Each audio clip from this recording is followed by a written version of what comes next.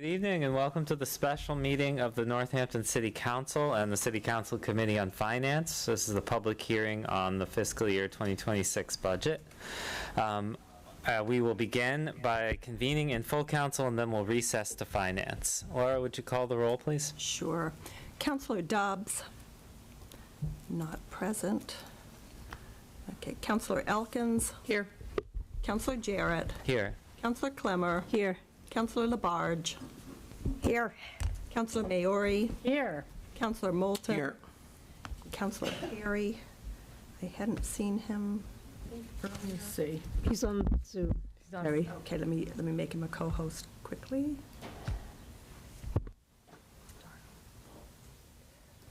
Sorry, wrong person.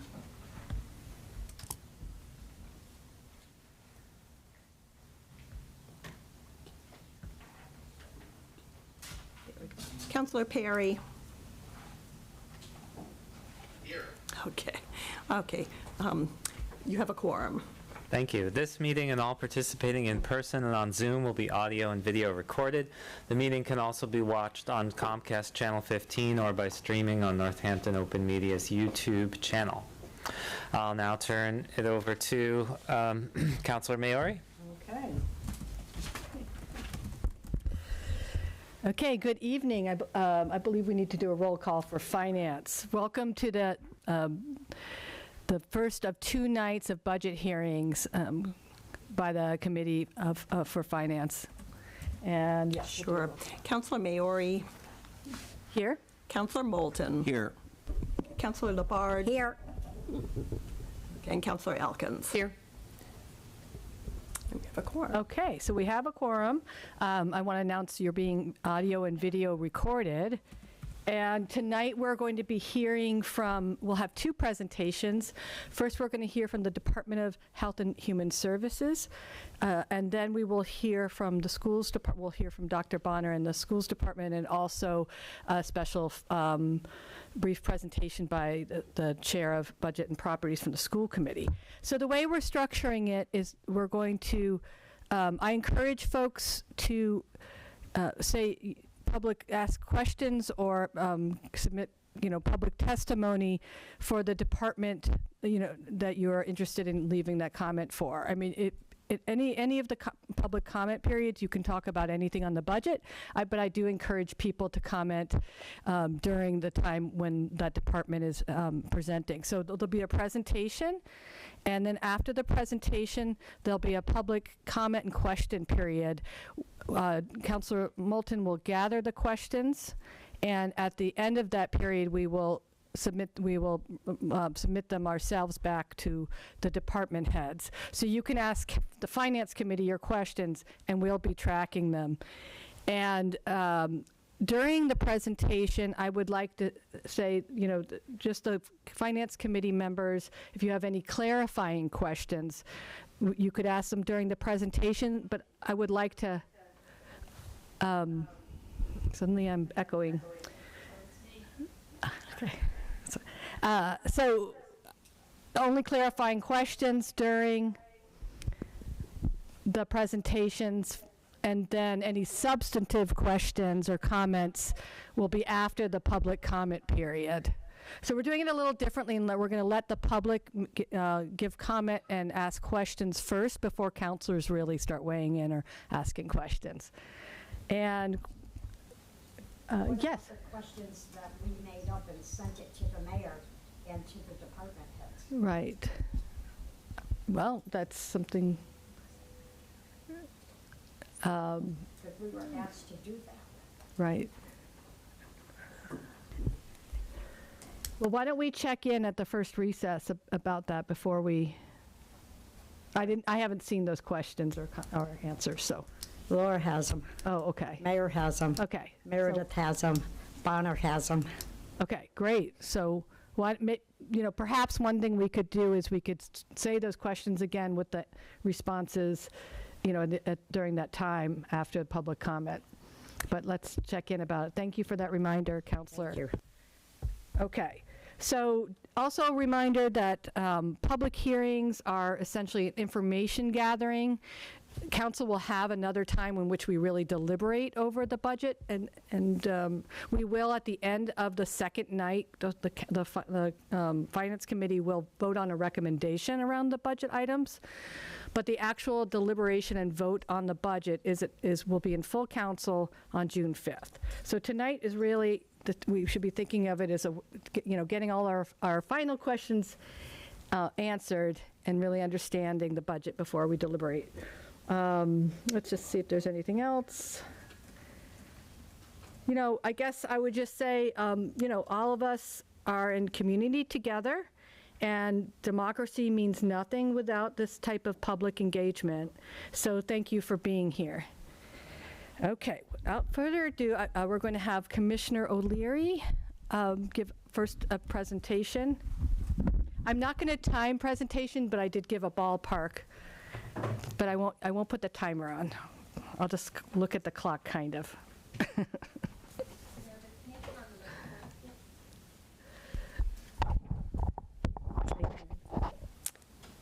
Okay, can you hear me okay? I can. Okay. Councilor Labarge, yes, I did receive your questions, and between Michelle and I, we're hoping that we answer every single one of them in our presentation. But if we don't, feel free at the end to circle back, and we're happy to explain further, greater detail. Thank you.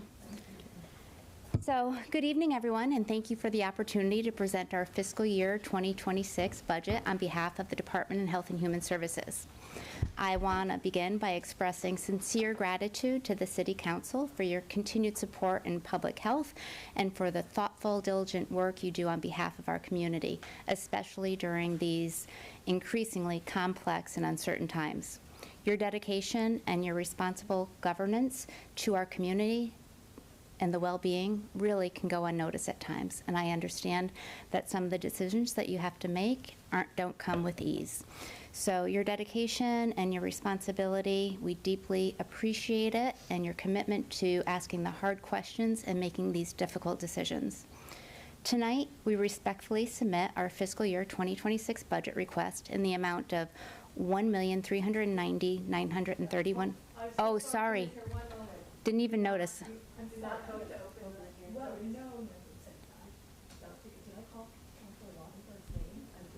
Oh, She's not present, and I'm not remembering. we just hold that thought. There's a You couple. got it.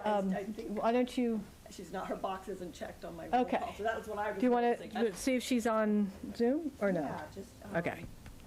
Also, we need to vote to open the public hearing. This is true. I would move Thank you. to open the public hearing. You're- Second. Okay. So, yeah. No, that's okay. I forgot to open the public hearing.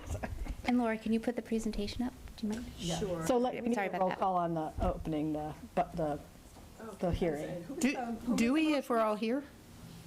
Oh, yeah, no, yeah. All those in favor of opening the public hearing, say aye. Aye. Councilor Perry, oh, I'm sorry. Yeah, just committee. Okay. We got our business in order, so you can continue. Okay. Just have Laura bring up the slide. That'll be helpful for you. Yeah, sorry, or I can take your time, Laura. You all have a copy, though, a Yes. hard copy in front of you. So in the fiscal year 2026 budget, we're requesting the amount of $1,390,931, which reflects a 5.7 increase in the approved FY25 budget, which was $1,315,747. This modest increase is driven primarily by personnel step increases and reflects our commitment to maintaining core infrastructure and service delivery in the face of growing public health demands and concerns. So for our personnel and salary, our total is $1,198,701.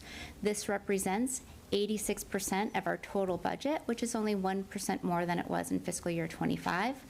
This funding supports our team of highly dedicated professionals, including our public health nurses, environmental health inspectors, health educators, community responders, some directors, and some essential administrative staff. These positions are the backbone of our ability to provide timely, high-quality public health services and emergency responses. It's important to note that the other payroll and salary comes out of our grant funding that we have, which is 47% of our PNS this year. Our operation and maintenance cost is 14% of our total budget, and that's $192,230. These funds support critical programming, professional development, supplies, contractual services, so on and so forth. This budget reflects not only our department's ongoing fiscal discipline and resourcefulness, but also our continued dedication to ensuring that the people of Northampton, our citizens, our visitors, our business owners have equitable access to the public health services that they need. If you can scroll forward.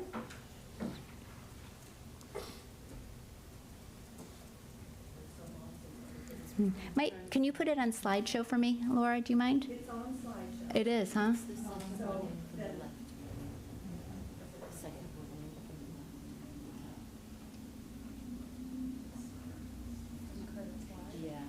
you go to from current slide. All the way over to, yep, Up above. up, down, yep, there we go. But how do I advance it? Just the arrow key forward will advance it, forward and backwards. Thank you so much.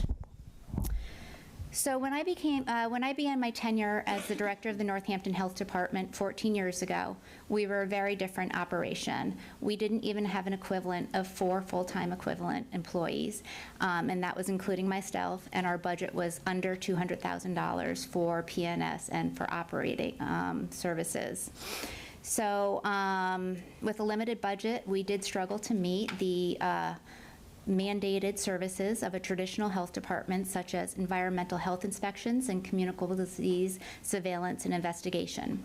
From the very beginning, it was clear to me that in order to meet the growing and evolving needs of our community, our residents, our business owners, and visitors alike, I would need to be innovative, strategic, and definitely proactive in seeking out fiscal funds. To effectively address complex public health challenges, we required additional funding and staff, which are supported many by grant fundings. This essential funding allows us to expand our team of skilled professionals, enhance our capabilities, and implement innovative solutions that improve health outcomes for our community. With supportive grants, we can ensure that our public health initiatives are robust, sustainable, and capable of meeting the diverse needs of the populations we serve.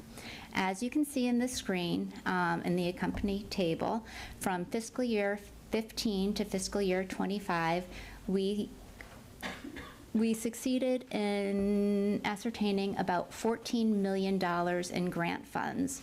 And during that time, the Northampton General Fund was almost about $6,000. So in grant funds, it was almost triple the amount that we received from our local funding source from the city of Northampton.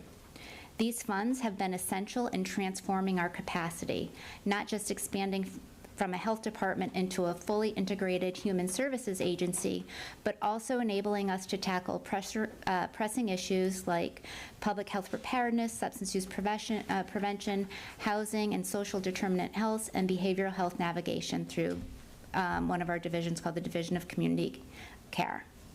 Every grant I pursue, I approach it with sustainability and city impact in mind. I build in a 46% fringe rate to account for associated personnel costs, such as health insurance, taxes, retirement, etc.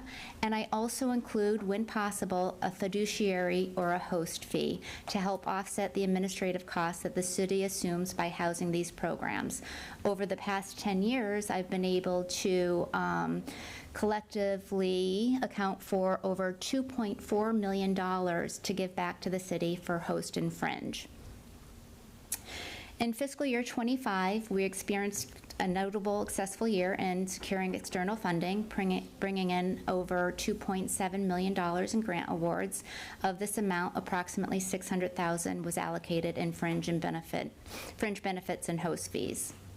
Among the newest of the grants awarded this year is the Department of Health and Human Services was selected to receive a $600,000 multi-year grant from the Massachusetts Department of Public Health's BSAS division called the Diversion to Care. This funding is designed to reduce individuals' exposure to the criminal justice system by providing upstream support for those with substance use disorders.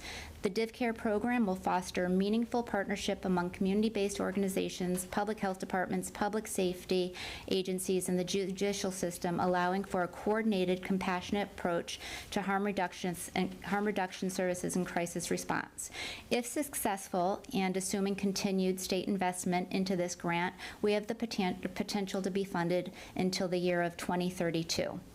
Grants such as DivCare and a grant that we received previous fiscal year called the Comprehensive Opioid Stimulant and Substance Use, COSUP for short, grant funded by the DOJ, are not only critical to launching and expanding new initiatives, but it allows us to cross-braid funding to support and stabilize existing staff and programs. This flexibility is essential in maintaining continuity across divisions and responding to emerging public health needs and in a strategic and sustainable way. However, while fiscal year 25 reflects strong fiscal positioning through external support, fiscal year 26, with its unprecedented financial uncertainty, brings a whole nother picture. Federal budget decisions have had a devastating impact on core public health funding, and despite my longstanding efforts to build sustainability into our grant cycles, what we're now facing is far beyond anything I could have ever anticipated. At present, we are projected to lose 3 of our critical funding streams, estimated in about $855,000. And this includes the Equitable Approaches to Public Safety grant, which is $450,000, which has supported the Division of Community Care in its pilot stages. It gave us some seed money. We're also losing the Public Health Emergency Preparedness Grant, known as FEP, in $120,000. We've had that for the last 10 years, which funds essential infrastructure for local and regional emergency planning and coordination. And we're also most possibly losing our BIDLS grant, which is an infectious disease grant, which supports our comprehensive vaccine clinics and outreach to underserved and high-risk populations. The potential loss of the 3 grants in FY26 will have an impact. We have to think critically about how we will reshape the way that we operate, and more importantly, how we really care for our people that we serve. The BIDL funding, as I mentioned, is for our vaccine program, will need to be fundamentally reimagined. We will no longer have the robust vaccine support staff that has allowed us to operate efficiently and equitably in the recent years. Instead, we'll need to lean more heavily on our dedicated Medical Reserve Corps volunteers who have consistently stepped up during times of crisis. However, even volunteer-driven efforts require coordination and resources. Without EAPS, the Division of Community Care will be forced to maintain operations just below the status quo of what we're doing now, significantly limiting our ability to meet the growing demand and expanded services so desperately needed. Currently, we operate with 3 teams of 2 community responders. On a typical day, 2 teams are deployed for mobile response, handling real-time calls and support in the field, while the 3rd team provides in-service support at our community space, engaging with walk-in community members, offering de-escalation, resource navigation, and wellness support. The minimal staffing model, which we're at right now, leaves no buffer or surge capacity. When staff in the DCC take personal time or out sick or attend required trainings, we become stretched really thin. One team being down can mean the difference between a fully functioning response model and having to reduce our coverage, jeopardizing our ability to serve residents in crisis. With EAPS funding, we've begun building out a more sustainable infrastructuring, hiring additional responders to ensure continuous coveraging, allowing for a team to overlap, mentorship, training. Without it, again, we're just going to be able to keep our head above water. What's happening with knowing the loss of the EAPS funding was a true possibility is, as we have lost staff, either through having to let someone go or someone resigning for personal reasons, we haven't filled those positions.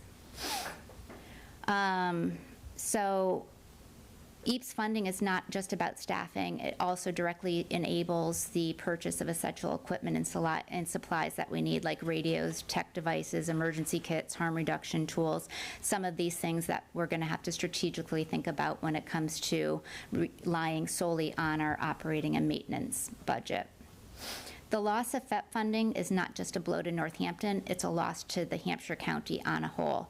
This grant supports our regional infrastructure and sustains the position of Lauren Davin, who is a contractor and has been for the last 10 years, serving as our emergency preparedness planner and coordinator.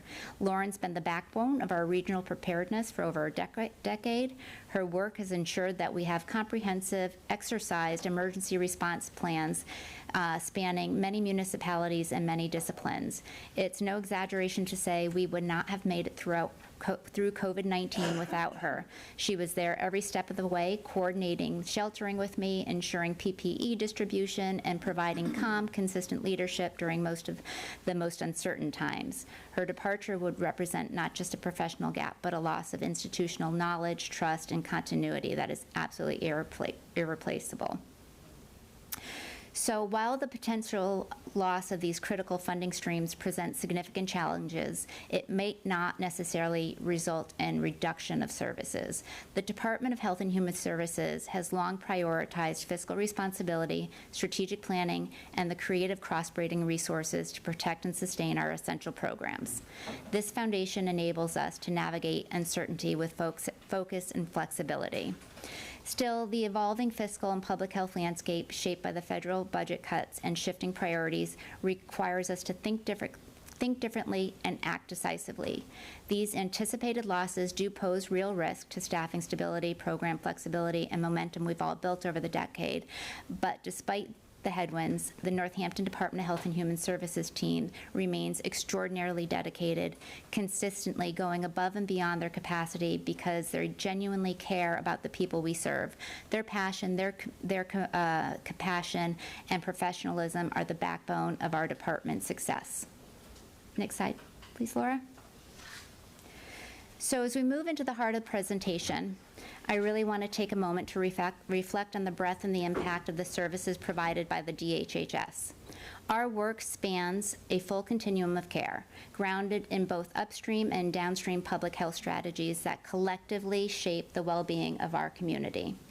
Again, upstream interventions, I talked a lot about this last year, but upstream interventions address the foundational factors that influence health outcomes, such as housing, instability, food insecurity, poverty, and systematic inequities. These are the underlying conditions that often determine whether someone has the opportunity to live a healthy life, healthy, stable life. In contrast, downstream services respond to immediate health needs through vaccine delivery, emergency preparedness, harm reduction initiatives, communicable disease tracking, and crisis response efforts. It's vital that, as a city, we view public health not as a series of standalone programs, but as an interconnected system. Health is shaped as much by socioeconomic and environmental conditions as it is by clinical care. That's why we center our work around the social determinants of health, ensuring that our strategies account for access, equity, and long-term community resilience. This holistic system-level approach is reflected in our mission statement, which I'll say for you right now. The Northampton Department of Health and Human Services advances the health and well-being of all who live, work, and visit our city by promoting equity, preventing illness and injury, and protecting the public health through compassionate, data-informed, and collaborative approaches. With this guiding framework in place, I'd like to turn it over to my colleague, Michelle Fari, Deputy Commissioner of the DHHS, who will talk you through specific services that we provide and the critical role each plays in building a healthier, more resilient Northampton. So Michelle, if you want to come on up. And I'd like to let you know that Michelle, this is her first day back in person to work. So I'm so pleased to have her standing here with me to present to you tonight, Council. why not come back with a bang, right? I've been out on medical leave, and I just have to say, as I get started, I owe a great debt of gratitude to my colleagues at the DHHS, to the commissioner, to the mayor, to the chief of staff, to every single department head that was used to working with me. And I had to receive some treatment for a thyroid cancer, which I'm working on my health. So if my voice sounds a little different, you have trouble understanding me, let me know. But I'm very thankful for my medical team getting me back here today. And they knew this was my goal, is to see you all. So hello. And how much time do we have left, Councilor Maori? I know it's probably... How about we aim for around 5 minutes? Okay, I can do that. You know I'm a little long-winded, so I'm going to go as fast as I can. And I just wanted to reassure you, Councilor Labarge, we were very attentive to thinking about your questions, and the commissioner made sure that we all had a chance to look at them, and we did integrate some of them. So let us know if nothing is clear, okay? And thank you for your work, city councilors. It's been a busy year, as it was last year. This slide, I'm really excited that I got to step in and support the DHHS in this fiscal year's budget presentation, because I think it really shows, and I hope that afterwards for the community members that are watching, as well as yourselves, and there's a lot of words here, that really the essence is that we are very caring in our approaches. We're multidisciplinary by bringing in the various different divisions work, which means public health nursing, which means our inspectors and our environmental health regulatory permitting work, which involves the DCC, of course. We talk a little bit more about, but there is another division called prevention that does an incredible amount of work with regional programs as well as local programs. So one of the things we really try to do when we're deciding on a strategic plan of integrating any initiative in the DHHS is to really think about, does this meet the mark of intersecting with multiple divisions and having the greatest impact for our community as possible? So we often think about that value proposition in the health equity lens, in the social determinants of health. And just following up, as I give you this slide to hopefully digest a little bit more later, I wanted to bring us back just for 1 second to the pie chart that the commissioner was showing in the grants versus the city contribution. The city contribution to us is our value, and we cherish it as the team. We feel so honored to be employees that have been, in some cases, created through grant funding initiatives and worked really hard to get those grants to instill we could have longevity in our roles. But what that pie chart really showed was that 70% of the DHHS's operating funds are grant funds, and 30% is the city contribution. And we've worked very hard over the years to keep it under that number. So it's wavered between 28, 29%, because we understand there is not enough resources to go around. So in this work going forward with our federal funding, one of the things that we'll look even harder at is how are we enabling this funding that we're seeking to not only take time and work and effort to procure, but also to serve our community best and multiple different city divisions and departments. So if you could just advance to the next slide, Laura. We wanted to highlight tonight, and we spoke to this in a few presentations recently because it is something we're very proud of, is our Northampton Healthy Youth Coalition. One of the things that we enjoy at our offices is getting to see the youth come and visit us in use space and conference room, going into work with the leadership and the coordinators, as well as us going to go to the schools. But there's terrific work that this group puts out, and the real essence of it that I love so much is that this is a youth-led initiative. So there's a lot of empowerment that happens, and this group really has made remarkable change and creating trauma-informed practices and spaces for not only youth but families. So if you haven't gotten to know the NYHC, please do. They have an incredible website too. The aesthetic is beautiful. It's really smartly done. The students are incredible thinkers, and I wish they could come present to you at some point. So maybe we could encourage you to have them. If you could advance the slide, Laura. Getting to the questions and the excitement to know more about the DCC, tonight I am very comfortably and confidently making it here because I am happy to share the news about the DCC's accomplishments. Not only has it essentially evolved and embodied the model that we dreamed it might be as a public health initiative, and the mayor and Commissioner O'Leary got together and really visioned for the city's needs and how our model was being asked to be created. It's been done in partnership with all of the city departments, including the public safety leadership that have gone above and beyond. I want to name our dispatch director, Kelly Schutze. I want to name Chief Cartledge. I want to name Chief Pelis, and all of their staff is in my roles underneath that are working behind the scenes often. They have showed up. They've come to different meetings. They've coordinated. We've met with the city of Denver online. They have put the time in. We have regular ongoing coordination and empowerment of the initiatives around dispatching. Some highlights to show you here is really, this is how the world works for the DCC. You can see that at the center is the Northampton Dispatch. At the top we have EMS, we have police to the right, and we have fire below. And all of those are critical essential services that play a role in the city that we do need. And of course, capacity is strained in all systems of care. And to the left, you'll see the DCC and its logo, which is really showing it as not only a resource that necessarily responds like our first responders do, but we also continue to go beyond that next step in care coordination. A lot of the things the DCC does could be considered somewhat invisible as far as working with people and bringing people water, going out time and time again to try and build trust in a relationship, picking up sharps. One of our responders was so proud they logged 10,000 steps on their watch one day. But it's really about making themselves available as well as responding, as Meredith said, with really tight operations. DCC has refined itself in this past year, and I want to bring up our director, Donovan Gibbs, should be credited for working very closely with the commissioner, especially in my absence when I wasn't here and very worried how things were going. They were phenomenal at coming together, the DCC, and rallying, but there became a culture. We shifted beyond the pilot to creating a culture, and a response culture that's driven on positivity. So it's all about seeking the next best step, which is harm reduction. It could be prevention. It could be connection to services.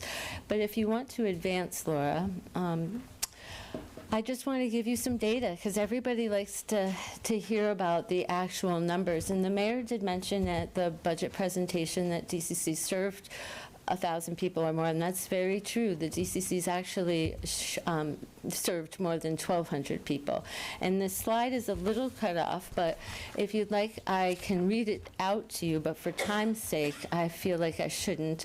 But very big highlights are really, year over year, we're seeing about a 50% increase in engagements. That is a staggering amount of engagements, and we can attribute that to community-engaged trust. That means that it's not only perhaps a 911 referred dispatch call, but it's a 911 referred dispatch call that results in multiple follow-up engagements that a person initiates, that a person requests, that are person-centered approaches. That's what's really special about the DCC is we have no barrier. We don't require insurance. We don't require an ID. Anyone can walk in. And that's truly served the Northampton community in ways we couldn't have imagined. Other areas that I think you might find unique is how many people directly call the DCC. We have multiple pathways for people to come and find DCC. They can call a city department and they'll get referred over to us. They could call the health department or walk into DHHS or the DCC. They can text us, and people text, especially our younger populations. They email us. Some people just want to check us out and give us a quick phone call. But it is incredible how we can track through our data when people call, when we might have missed calls, when we know the call volume peaks. We track everything with DCC's progress because we wanted to design our services to best meet the community's demand and needs. But right now, by far and large, we are meeting those needs during daytime hours when businesses are open, when there is a peak demand on the public spaces in the city streets. However, we know that there is a demand on the weekends and evenings, and we hope to increase the DCC's operations with further funding. So the operation and different data points are on here, and feel free to take a look. There's also the contact information for anyone in the community that might be wanting to contact DCC. Please reach out to us. We'd be happy to meet you, talk to you, get to know you. The partners to the DCC and the way that we could have envisioned this service to look has really come together, which means we work with DCF, we work with social service agencies, we work with free legal aid, we work with institutions for internships such as UMass Medical Chan School and the UMass CPE evaluation and assessment we do. It is kind of unlimited, so I don't want to go on, but it's a model to be very proud of as counselors in the city. And I just do want to say, Councilor Elkin, you mentioned, that we needed to be successful at this in one of your presentations, and this is the thing that I felt like was the culmination in some ways of the commissioner's willingness to take on really hard things, which she did, and we're really proud to say is working in many ways, and we hope to continue to grow it. So there's another slide after this that does break down some of the DCC's initiatives and resources. Michelle, can I just interrupt? Like, there are folks in the waiting room on Zoom that you probably can't see. I got it. Okay, thank you. So I'm going to wrap it up here. I feel like you've heard a lot about DHHS tonight. I want to leave plenty of room for questions and pass back to the commissioner here.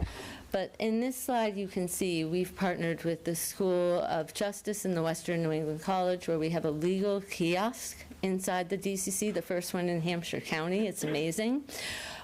And I want to say, as a person who's done a lot of starting up of initiatives in my work, and I can tell you it's never easier, especially as I get harder. I feel like you get a little bit more tired. But the DCC was really a labor of love that was brought forth by the COVID pandemic and knowing what people needed: mental health, substance use, crisis care, on-demand responses, and then the ability to follow up. And that is happening. And so in many ways, shapes, and forms, we've achieved a certain milestone. But what we can't do now is take away a system that people have become to rely on, including our own system of care. So that is why we worry so much about ensuring funding and making sure this is 2 years in, but it feels like 10. And the community feels like it's 10. It's not just us. And I think the team feels the dedication of being with us for decades. So a lot of positive things to share with you, and I get to leave you on a very positive mark. But I do want to say one last piece is the way that we think about the work that we're doing now in public health moving forward is about always making sure we're including community's voice. And that's really what the DCC looks to do as we move forward, to include more community voice. We know what people wanted. Now we want to know how to continue developing it. Thanks. You can stay up. Answer questions. Laura, if you want to go to the next slide, please. So this is the last slide. So I love that segue that you left me. Listening to the community is super important. It drives our work. So you may know or may not know, over the last 6 or 7 months or so, we have conducted a Northampton proper community health needs assessment. And we've gotten over 2,500 responses from residents of Northampton. We took out the ones, which is a very good response rate considering. So what I really want to reflect on is the voice is really what we want to listen to, and it's what's going to drive our strategic plan, our work moving forward. So this is a process that's allowed us directly to hear from thousands of residents across Northampton. The results were very clear, very consistent. I put up 3 questions that we asked up there. Our community is asking for deeper investment in mental health supports, stronger social connection, and more responsive systems for monitoring and managing disease and wellness across the lifespan. So residents are not only expressing concern about access to care, they are calling for systems that are more coordinated, equitable, and compassionate, and that really sums up the DHHS on the whole. So as we look forward to fiscal year 26, we do at a time of unprecedented fiscal uncertainty and increased in demand for the types of services and the amount of services that we provide. Federal disinvestment in public health continues to threaten the stability of local systems, and yet our department continues to show remarkable resilience. The DHHS team works far beyond our capacity, not because they have to, but because they deeply care about the people and the community they serve. We're strategic, resourceful, and unwavering in our commitment to promoting health, preventing illness, and protecting the most vulnerable. Even in the face of potential funding losses on a national scale, we're preserving core services, pursuing new funding opportunities all the time, and adapting in real time to meet emerging needs. We do this guided by a deep sense of duty and longstanding commitment to transparency, collaboration, and a responsible stewardship of public resources. So I thank you, Council, very much for listening to us today, and we open it, if you'd like, to questions to Michelle and I. So thank you. We're going to go right to the public with their comments and questions. I hope you can stick around, and then because we're going to circle back and ask them to you and have counselors give their comments and questions. So we're going to open it up to both Zoom and in the room. Let me see if there's a sign-up sheet. And then, so if you're on Zoom and you'd like to comment on the Department of Health and Human Services budget, you can raise your hand, and I'll check. You can also just raise your hand within the room, too. But I'll just see if anyone signed in. Oh, this is, okay. Okay. So let's see.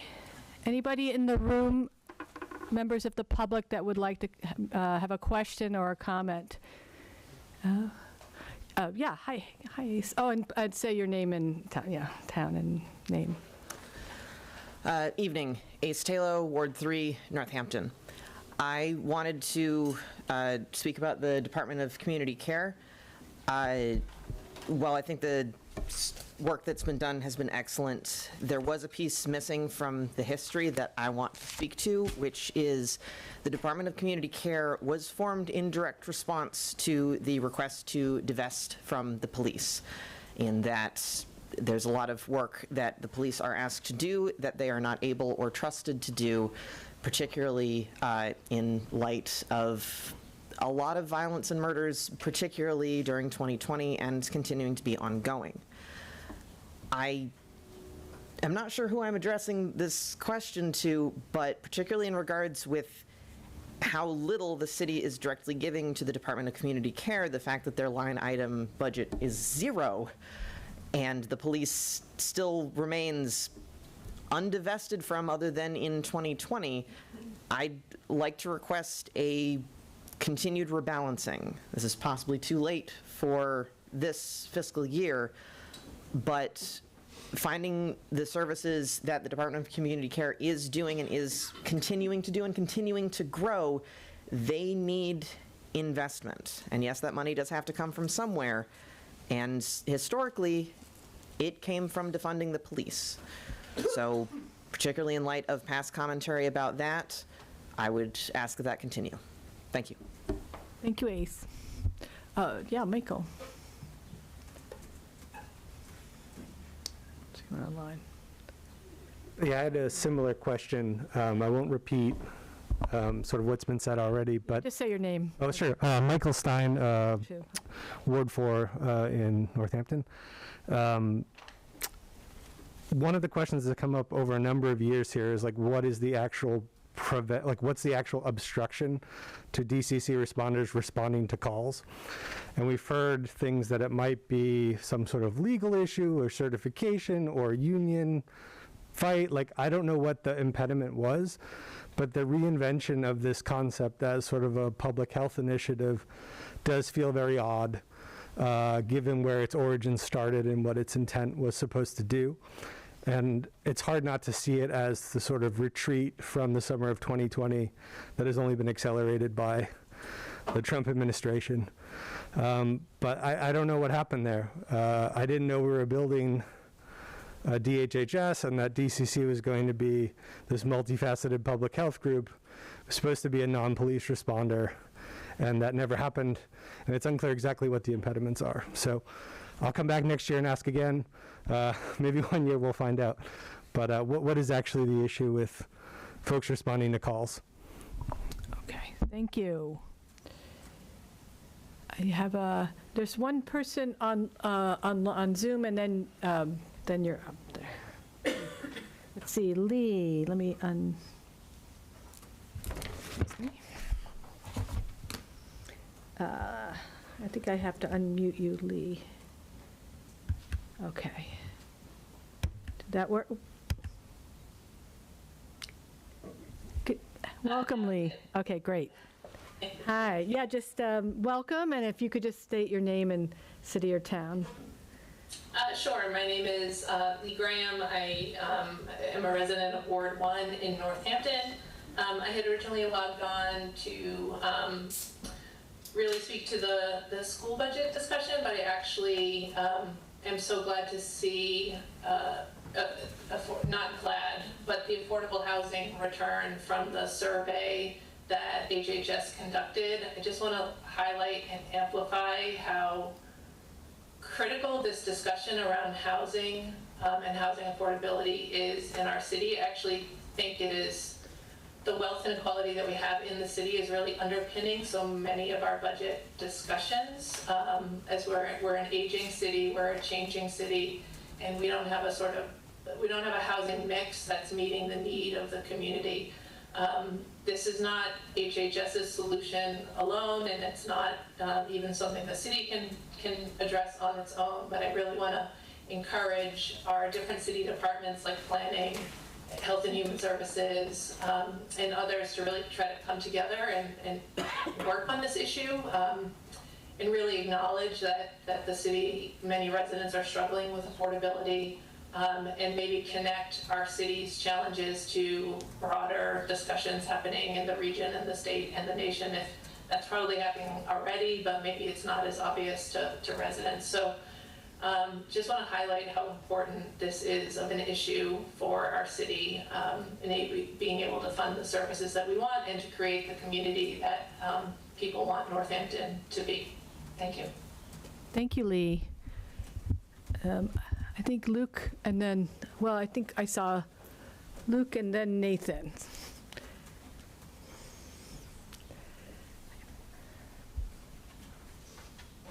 Yeah, hi.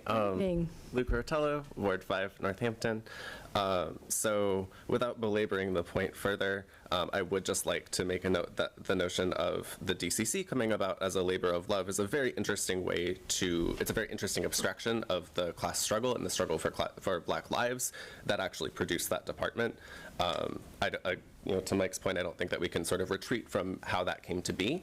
But I would also really like to draw attention as well to the claims of advances in trust. I remember last October during a sweep of a major homeless encampment in the city, popularly known as Moose Camp, when members of the DCC, in conjunction with the Northampton Police Department, including representatives in this room, presided over the dismantling of a place that people were living at the turn of winter, and presided over the placement of their items into trash bags, their personal belongings into trash bags, which were then thrown into the basement of the church over there.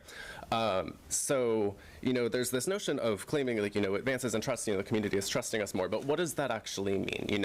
Is that actually true of all strata? Because as I understand it, it's a much more complicated picture than that has made it out to be. So I would like to hear an answer on that. Thank you. Thank you. Okay. Oh, Nathan, did you want to come? Hi, good evening. Good evening. Thank you for being here. My name is Nathan Chung, a Northampton resident. I just wanted to talk to a few points about what I experienced personally. for some reason, I get involved with helping people who are seniors or people who are struggling, because at one point I lived in a very struggling low-income community in another city. Couple of things I noticed is that people who are struggling, either who are homeless or who are underemployed or on some kind of income supplement, there's a lot of depression and anger, and there's this desire to be a part of the community, but there are so many barriers. So I think you got different things like housing affordability, job skill loss, lack of opportunity, mental and substance problems, and I guess the hard question is, how do you sort of tie all this together and provide some way for people to find a healthier purpose in their lives? And another interesting thing, the public commenter brought up about housing affordability. The other aspect, I think a lot of young people are struggling now, is the really, really high cost of secondary or higher education. I know some people who have six-figure student loans right now. So that's another barrier for people achieving a more stable and secure lives. And lastly, the other big thing that's kind of happening anecdotally is in this region throughout, there is a rise of single-family, single-person households, especially people who are aging. I did all kinds of things, from helping somebody repair a ceiling fan that was literally falling from the ceiling to really simple pet care, because they're all alone and they just were overwhelmed with their lives. And I think one interesting, one worrisome trend that might be happening is, as people are getting older and also the percentage of single-person households are increasing, it might kind of converge and cause a lot of social problems going down the road. So I understand, I'm guessing senior services, DHS they're all aware of this problem, but I just want to reiterate. And yeah, thank you very much. Thank you, Nathan. Let's see. All right, any more questions for the DHHS before we go to counselors and ask the questions we've tallied back? Okay, so let me just, okay, so yes, hi. Thank you. With the EAPS funding, I know that wasn't in the governor's budget, but was some of it in the House or the Senate version, so there's still a possibility. Then I think we're taking all questions and then answer, right? If you'd like to just, it's okay. If you would like to just directly answer, that's fine, because we have other questions. Mainly, we are tallying the public's questions. Okay. So there was a tremendous amount of statewide advocacy every single year, which resulted in EAPS funding, so lots of hopes, but it was in the House budget. Thank you to Lindsay Sabadosa for advocating for Northampton, and it had been put in the Senate budget by Senator Comerford, who worked so hard for us. Unfortunately, we heard news it was removed, so it's looking as if there will not be an item for EAPS.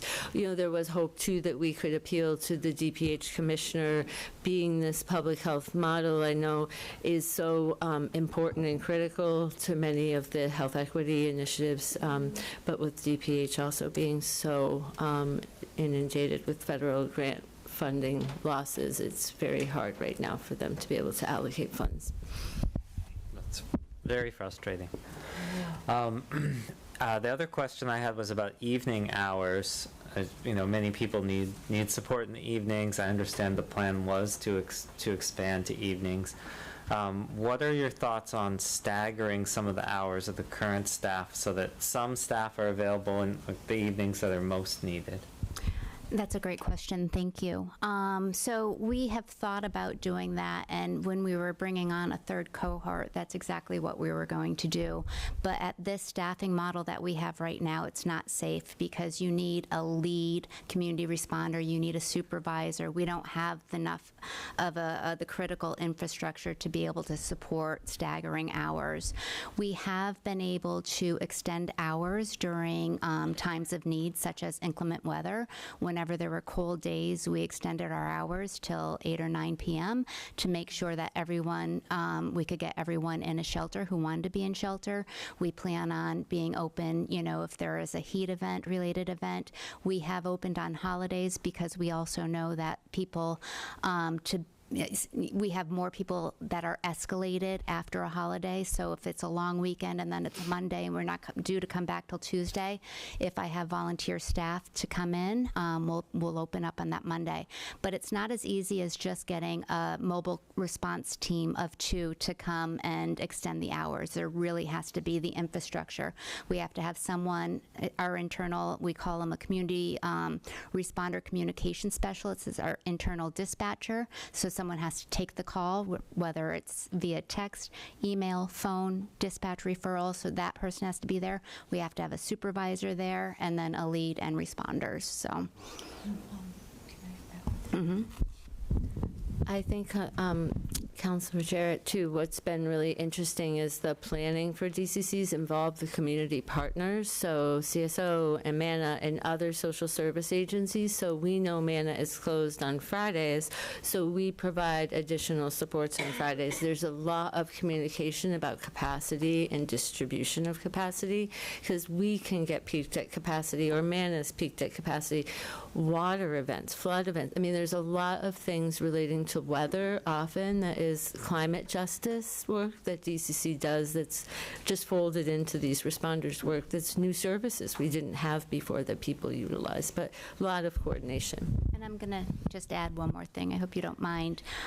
So now that we're officially taking referrals from dispatch, that was one of the barriers we had before, because there's this old OEMS law that didn't allow them to dispatch calls to a third-tier entity or another organization, but we're now receiving referrals from them. What they're doing, well, we've asked them to do is off hours, so when we're not open, if there is a call that they think that DCC responders could have responded to, we're putting it in the queue. So this way we can evaluate and assess how many calls are coming in off hours, what are the peak hours that are really needed, the DCC is really needed. So it's not just a guessing game and expanding an extra 2 hours, you know. So we're looking at the data. Thank you. Councilor Moulton, did you? Thank you. Yeah, I wanted to stay with this theme for a moment. One of the vacancies that is pending grant funding is this communications specialist, which you have described as your internal dispatcher. So can you address, and is this dependent on the EAPS funding, or is there another potential source of funding for that position? So we essentially, EAPS funding was going to support a whole nother team. So we do have a communication specialist now that's part of the team, integrated into our team with the operations that we're and the services that we're providing. To have a whole second team, extended hours, we would need a second communication specialist, more community responders, and a supervisor. Yeah. So do you see that, Councilor Moulton? So there is a current communication specialist. Yep. I do see that on staff. Yep. Okay, so, and that person is working during the daytime hours that DCC operates? Correct. So that, that means that there's no internal dispatcher available at other hours. So can you address how this is improving this position, the one that exists now, is improving communication within the sort of the global dispatching in the city, and also I think you partially addressed the question that Michael Stein raised, and he's correct in saying that there have been sort of legal impediments or barriers to dispatch calls being referred to DCC. It seems like those have been overcome. Can you talk a bit more about that, please? Do you want to start? Thank you for the question. So what was a barrier, a regulatory barrier, was the existing Mass General Law for OEMS that cannot dispatch potential medical call types to the DCC. We are not a clinical licensed paramedic, EMT. We're not medical care. And unfortunately, depending on how a dispatcher is receiving communication from a community member, they have a triage system that if this, then that, if this, then that, and many calls that we were very hopeful DCC could be responding to fell on that medical call type. What we were able to do after many, many months of meetings, operations, developing of a call and CAD system that fit and conformed to the regulatory system, we have now been able to receive many calls. What's interesting, too, is that many people call the DCC in lieu of calling 988 sometimes, or in lieu of calling dispatch because they have DCC's number. So the volume of calls we're receiving through our dispatcher and communications, to answer the other part of your question, Councilor Moulton, is really organizing the infrastructure and being on the pulse of all of the operations. So the communication specialist isn't the director, and they are not the supervisor by any means, but they know where every responder is, exactly what the time frame is, how to communicate that with other city departments, dispatch, first responders, as well as the responders themselves. Their role is basically running the network of DCC's operations with the incoming, outgoing, and keeping us going. It's the pulse of the DCC. And documentation is another big part of it. They're keeping the documentation of all the incoming information to get the community responders the information as fast as possible. So that job is an incredibly novel role, and it's been proven in many cities across the country as really important to centralize. And as we've grown, we've had to take that step, and it's wonderful. It works and allows for a lot more of the responders to be actively working rather than managing and dealing with phones or walk-ins. It's very organized with the protocols and the systems of operation. But to expand another shift, we'd have to have another communication specialist. Thank you. Okay. Yes, Councilor Labarge. Thank you. Okay, you got all the questions I sent you. Some of it okay, some of it no. What I want to actually know, have you actually been cut financially? Have you actually been cut financially now?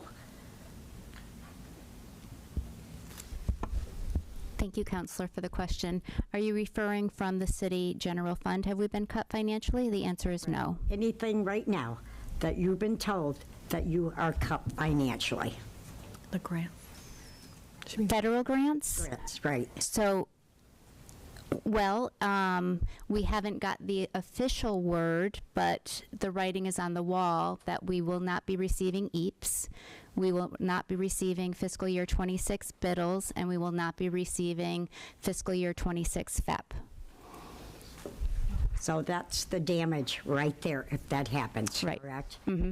All right. Because also, Meredith, I saw where you made a statement on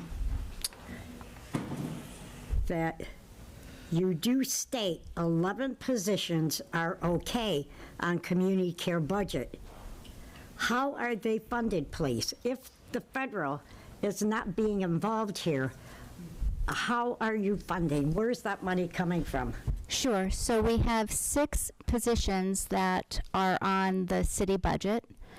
Those were the original 6 positions that we were given when the Department of Health and Human Services took on the Division of Community Care.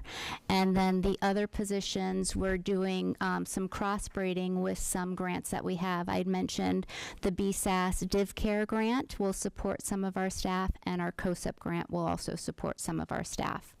Thank you for explaining that. I Certainly. appreciate that. Also, too, I'm hearing already about their work schedule and their hours, so thank you for that. Because I have people are saying to me about the visibility, where are they? Because people don't know who they are, where they are. And to me, I think that's very, very valuable here. I also would like to know which, up in the Florence area, are you having a problem also with homelessness there, camping there? And I do know areas of where they are camping. Mm-hmm. So are you working up also with community care employees in the Florence area? Of course, yes. Our bandwidth goes all across Northampton, Florence, Leeds, Bay State. We try to be available to every part of Northampton, the geography of Northampton as possible.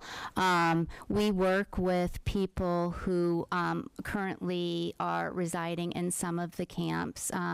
We do active engagements with people multiple times to talk to them about resources, help find sustainable supportive housing if they'd like.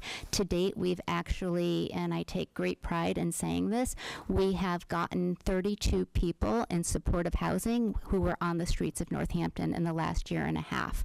And that's not an easy feat, especially considering the state of the housing crisis that we're in. But yes, we actively do engagements with everyone in the encampments. We're not enforcing people to move along.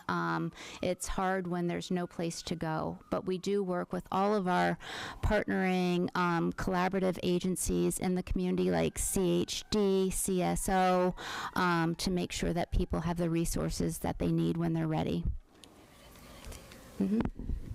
Also, Councilor Labarge, can I follow up with something for you too? Is the question on visibility is a great question, and part of what the DCC's role is to not be driving around in marked vehicles, to really show that they're very available, they're friendly, they're accessible, and in some ways that could work to a disadvantage in the sense where they're out all day, all the time, is very busy, but you might not have noticed they just passed you on the street because our cars are not marked. They don't have lights and sirens, and their uniforms are meant to not be off-putting and very friendly and casual enough so that people will feel comfortable being approached, and that's a national evidence-based practice.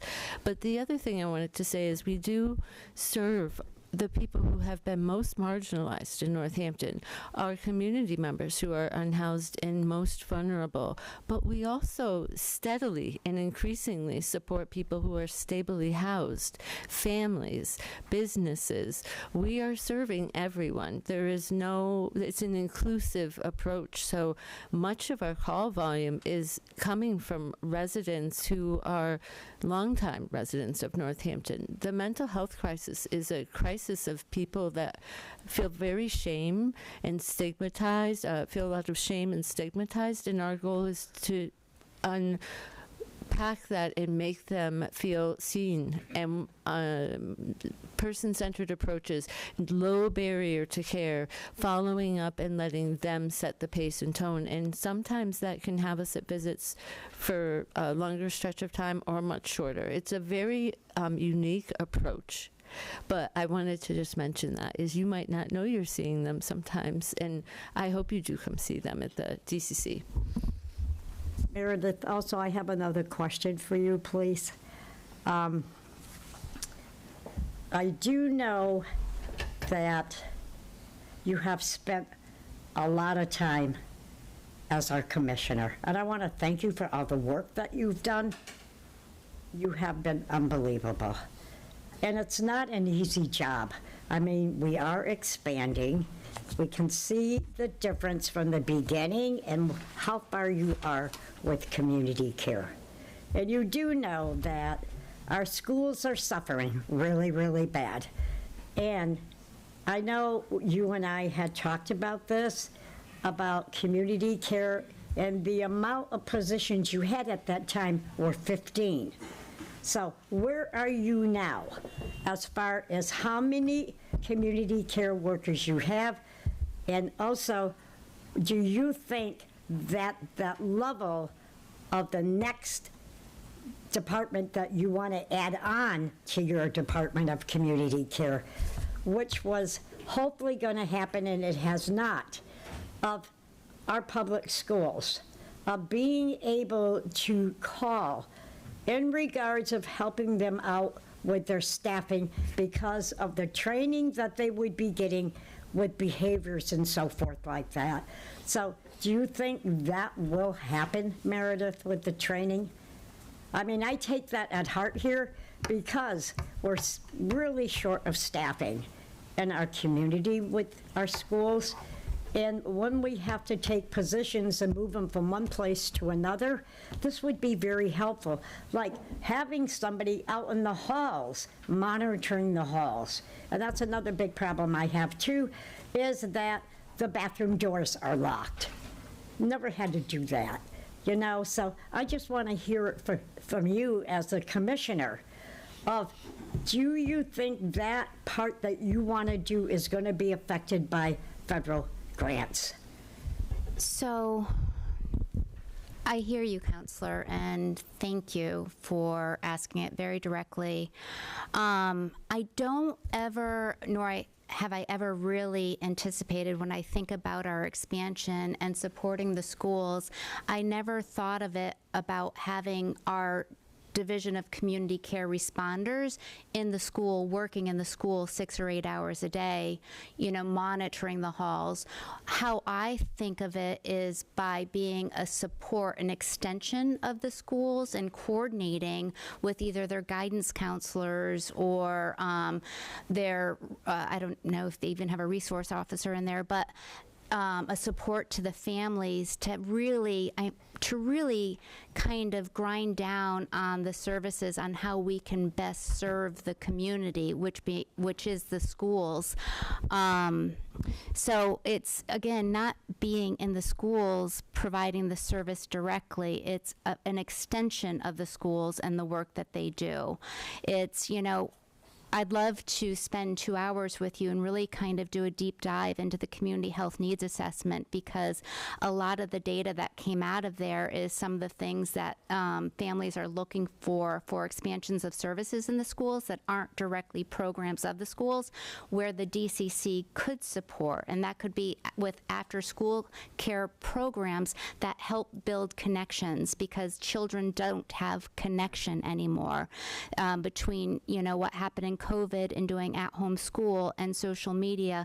That's been broken. So that's where I see our DCC community responders can fit in, amongst many other things that we could talk about at great Thank you very much. Great length. I do want to say that after the end of the city budget season last year, what was really amazing was there was several of Dr. Bonner's department guidance counseling and school adjustment counselors that met with me, and we had such a great discussion about what could be possible. And we were looking at a grant at that time and like super hopeful that it could be a potential. And unfortunately, that funding didn't allow for us to apply as a municipality. It was for nonprofit, non-city town governance. So we weren't able to acquire that funding, but that is an innovative and workforce development area that DHHS is extremely interested in, and why we highlighted our Northampton Healthy Youth is because we want our youth to feel safe in the city, just as we want our adults to feel safe. And we serve families at the DCC, including people who live and work in Northampton, in the DCC's time, and, you know, extend privacy and all of the pieces that you would for any other type of care. So I think we're indirectly in some ways supporting, but for certain, putting and supplanting programming into the schools is an aspiration that we would love to attain at some point. It just is going to require a fully staffed, ability to be able to dedicate time to develop programs to do less harm. Thank you.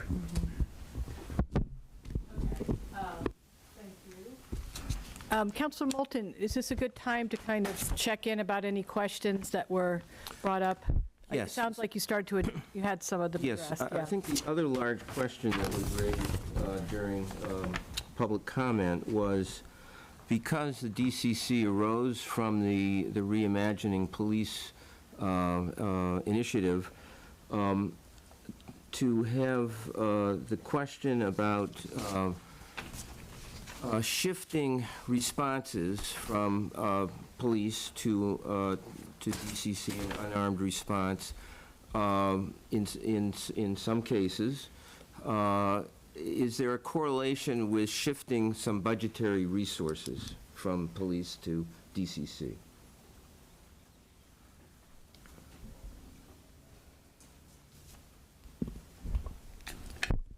So, just so I'm clear, after the Police Review Commission provided their report, there were resources that were, I believe it was, I don't remember the percentage, that were taken from the police department and given towards the Department of Community Care back then, which wasn't under DHHS. And when the DHHS did take over the Department of Community of Care, those resources came to us. You don't see a line item per se, but it was, you know, to support 6 staff and some of the operating costs of the DCC. What was the question beyond that? I think that the person who raised this is wondering whether there can be additional shifting of financial resources now that DCC is operating, and presumably is. And we've heard how DCC has become more integrated with public safety. So presumably some of those calls are being shifted from traditional public safety to DCC. So I think the question from the community is there a correlation now with continuing to shift some of the police budget to DCC? Okay, I'm going to let the mayor answer that. So the police, so as you all know, there's been an increase in call volume for all of public safety. We are addressing that for fire rescue with 8 additional firefighters this year, and an additional person in dispatch. Police also has had an increase in calls, but they have not had an increase in staff. So one of the ways that we've been able to accommodate that increase in calls is that some of these calls are being handled by DCC. I also just want to note, it was sort of expressed that it's a surprise or weird that DCC is now embedded in health, in public health, and is part of and that we've created a Department of Health and Human Services. But actually, the Northampton Policing Review Commission report said that they advocate that the department, again, it used to be a department, be situated underneath health. So this was not originally how it was its own standalone department, and then when we created the Department of Health and Human Services, it became embedded in public health, which was one of the things that they had advocated for. I think the other question that I heard was, and it's been partially addressed in another situation in Florence, the role of DCC working with other city staff last fall in the encampment, the old Moose Lodge property in Ward 1, and what DCC sees as its role in when in attempting to relocate people from living in an area that the city had decided was not available to them to other.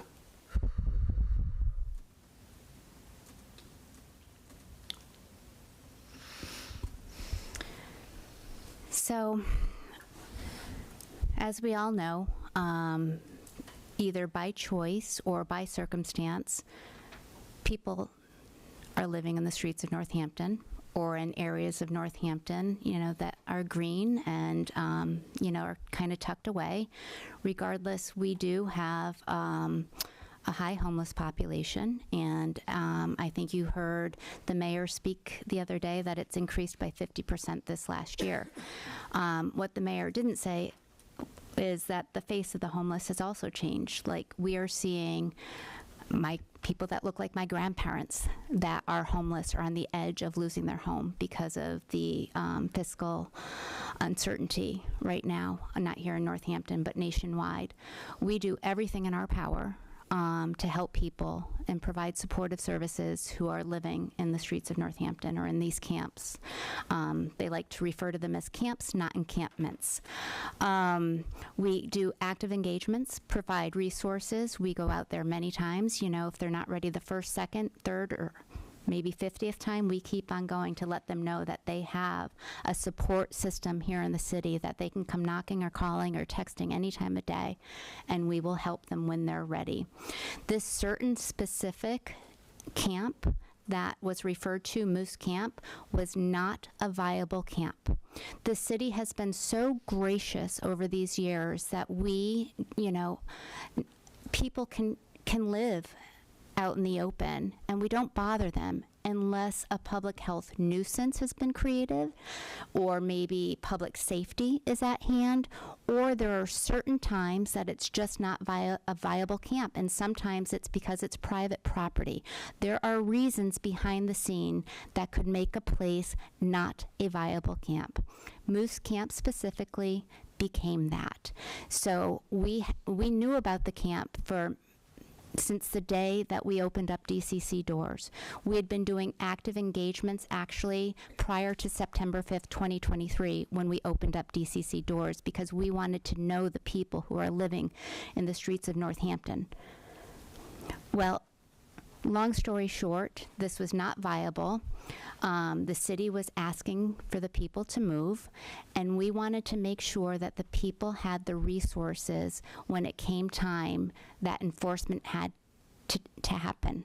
This was a case where they weren't going to move willingly, so the city had to take action. I wanted the DCC team there to help the people who last minute changed their mind and wanted the support instead of what the alternative was. And if that meant some of our DCC community responders physically helping people move their belongings out with them, then that's what they did. Or if it was a resource card or a connection to another agency, that's what they did. But I take great insult when someone said that we just bagged things up and threw them on the curbside. The city hired someone to carefully pack up. These are these people's livelihoods, and we treated them this way. They packed up all of their belongings, itemized them, cataloged them, and brought them to a safe, secure drive space so when they were ready to retrieve their belongings back, they had them. We handled this with the most gentle, compassionate care that we could have provided. Unfortunately, the way the media portrayed it, it looked a little differently. I'm going to end. Okay.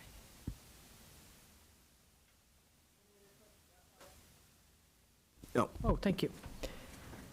Okay, I'm going to ask, I have 2 questions and a comment, and then we'll just check in with any counselors who haven't spoken, and hopefully we'll be moving on soon. But the first question was, with such a high percentage of grant funding, how do you stabilize your personnel? You're not laying people off, so yeah, just tell me how you do that magic. Wow, yeah, it is. If you could see the walls in my office, it's like puzzle pieces, putting it all together, because it's very important that, when I talk about cross-braiding our funding, we also have to stay true to the deliverables. So I can't just put a DCC community responder on the Public Health Excellence Grant. That does not match up. So we carefully have to think about, it's like a forensic accounting type of thing, about what can match up and how we are providing the services as we proposed in the grant. So what is really going to take a hit this year, because we wanted to be able to maintain our staffing, laying off was the last thing that we wanted to do, but also being true to the funders, is that we really had to scale back our O&M on all of our grants and think very strategically on what's needed and what could we do without, or what could we get from a partnering agency, so on and so forth. So it's a lot of accounting work. Mm-hmm. Okay, that makes sense. You kind of think of it before you get involved with the grant, you kind of look at your staff and say, so you're not trying to, you don't get the grant and then try to match staff. You have baseline staff, and then you see which grants fit. That makes sense. And we also have to seek approval from the funders as well, because, if we have a 4-year grant and year 3 was supposed to look like we only had 2 or 3 personnel and we need to add someone, we are thoughtfully and mindfully make sure that we're communicating with the powers that approve this. So we. Got it. Yeah. Okay, thank you. And my second question was just about the contractual services. Looks like maybe 90 grand contractual services. What is that? So a couple things for training. So if we bring in another cohort for DCC, we might need some professional training. It is we don't do all of the training in-house. We have contractual services for some of our Title V work that we have, because one of the unfortunate events of COVID is the state hasn't been able to provide the essential Title V training that's necessary to do soil evaluation, Title V inspections. So we still contract for those services. We contract for our mosquito control services. We belong to a mosquito control district, which is a lump sum of money, but then we provide treatment services here in the city, so that would be another contract. I think that's. So is it kind of an estimate, and then do you usually spend it all? Yes. You do? Yeah. Yeah. And then just my comment was, that would be great to have maybe after budget season, if one of our subcommittees like city services or maybe full council, I would be really interested to hear a little bit more in depth about the community assessment survey. And it's a good reminder about housing. That was interesting to see housing listed, that people are actually making that connection themselves, not just us who work in government. So thank you. And now I'm just checking in with counselors before we. Oh yes. So thanks to my colleagues and the community for these excellent questions. I don't have questions so much. I did want to just note that I think maybe part of the reason it feels like 10 years is because how quickly DCC and this expanded view of the Department of Health and Human Services has integrated into the community. I think somebody mentioned the question of trust, and you spoke to the question of trust. I think it speaks volumes that you are getting increased numbers of calls directly to DCC, as that's the number of people know to call. It's disappointing that it looks like we're not going to be able to expand those hours, but I appreciate the data-driven way that you're getting at making the best use of the resources that we have and adapting to those.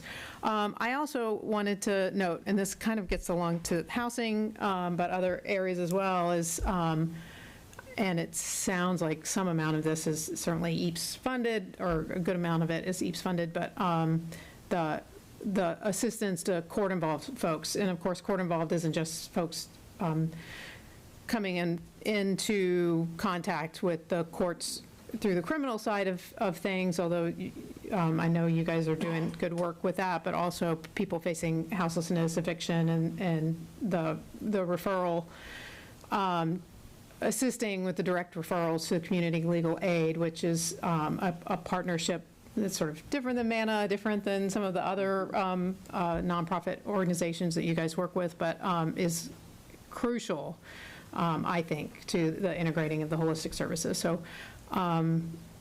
I also appreciate, because I was having a hard time holding it together when I was hearing about all of the funding that is at risk, but I appreciate how positive and upbeat and optimistic you are about our community and our ability to pull through this difficult time. So thank you for your work. Thank you for the presentation.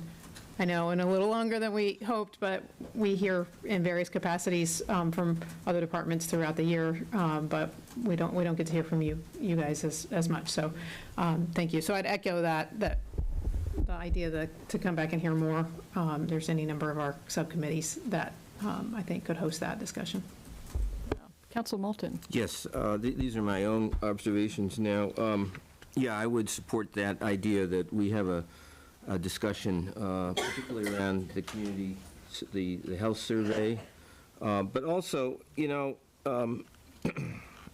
a lot of what you do is underreported and not highly visible in the community.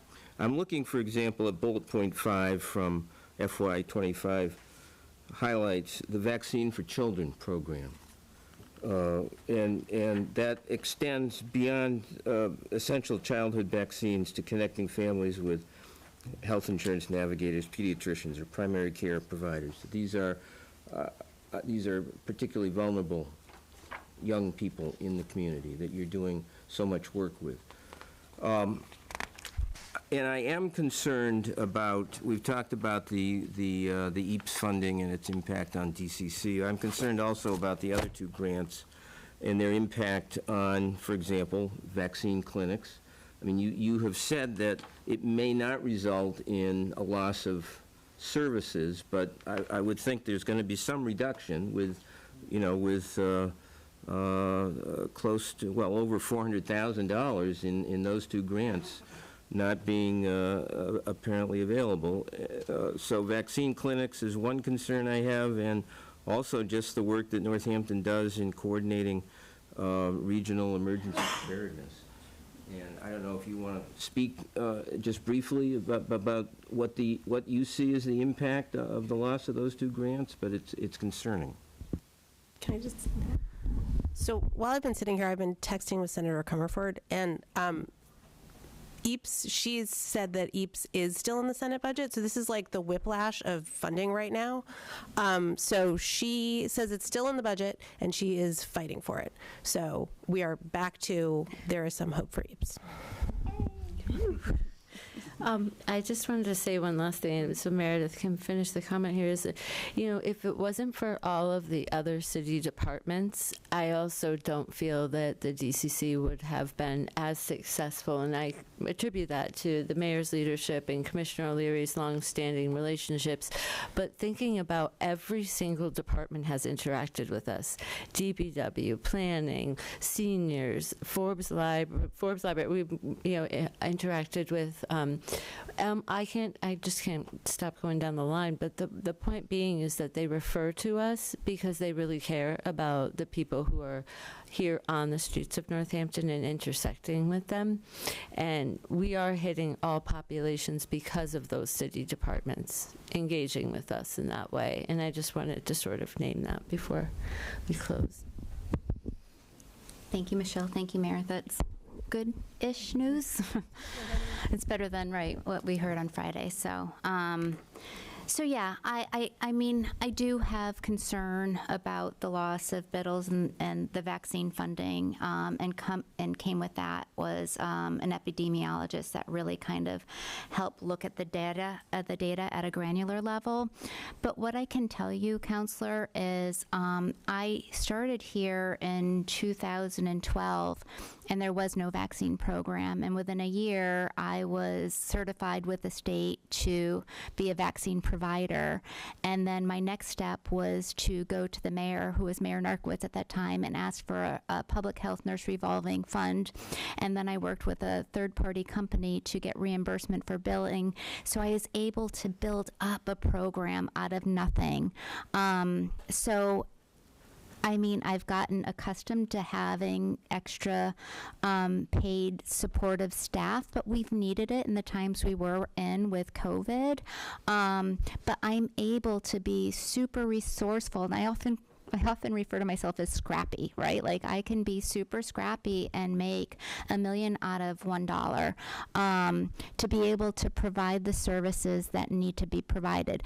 What's going to look different is, like, I am going to have to prioritize things a little different. I want to make sure that we are really reaching the unreachable, making sure that, there are equitable services, access to services. That looks a little different before COVID. Like, that is kind of where my brain directs me first, instead of just having a clinic for the sake of having a clinic.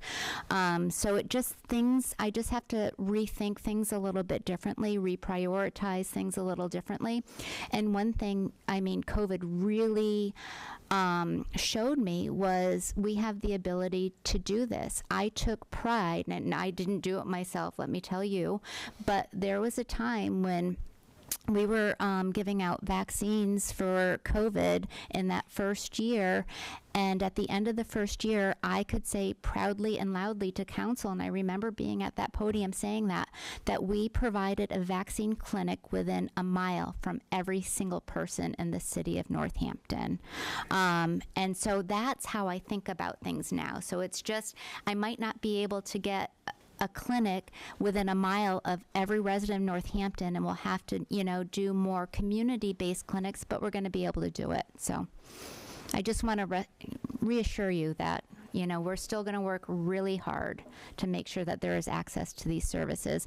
And for the Vaccine for Children vaccine program, that's near and dear to my heart. When we had a large refugee population here in Northampton, they couldn't get into the Northampton public school system because they couldn't get the vaccines. So they were saying they couldn't get to see a pediatrician to get the vaccines that were required, and they were saying it was going to be a 3 to 4 month period before they could get the vaccines. So that's, identified a gap. We got the vaccines and started this wonderful program that has really taken off. Thank you. I appreciate it. Thank you. Okay, guys. Thank you so. Oh, yes. Did you, Counselor? So there were a number of general questions that were asked last Wednesday night, and those were asked either to be answered now or by email. So I just wanted to check in to see if that was what was preferred for those questions. Yeah. It's really up to the council. Obviously, we could have Commissioner O'Leary answer that now, but if you'd rather have them by email, we could provide that. Yeah, I'm starting to feel like, we have the other folks waiting for the next presentation. So, yeah. I'm fine with that by email. Yeah. Okay, counselors. Well, I would love to wrap this up. But thank you so much for being here. And there's always so much to talk about, and I hope that we get to do that, throughout the year, because obviously there's a lot going on. Thank you. So that ends our DHHS presentation. We're going to take let's say a 7-minute break. Now I have to do math. And then we're going to have a presentation by the schools department and the school committee. So 7 minutes. What time is it? We did a nice round 9. Then come back at you want 6:45. Okay, wait. We'll say 9, 6:45. 7. I'm so sorry. 7:40.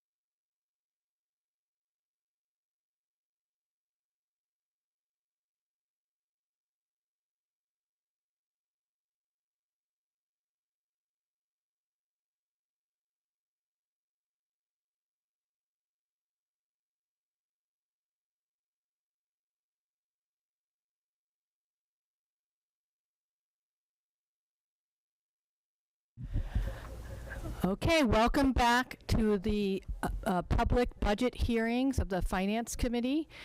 We are now going to have a presentation by our Superintendent, Dr. Bonner, followed by a brief presentation by our school committee budget and property chair. And then after that time, we will have our public testimony and question period. Welcome, Dr. Bonner. Thank you. Good evening to everyone.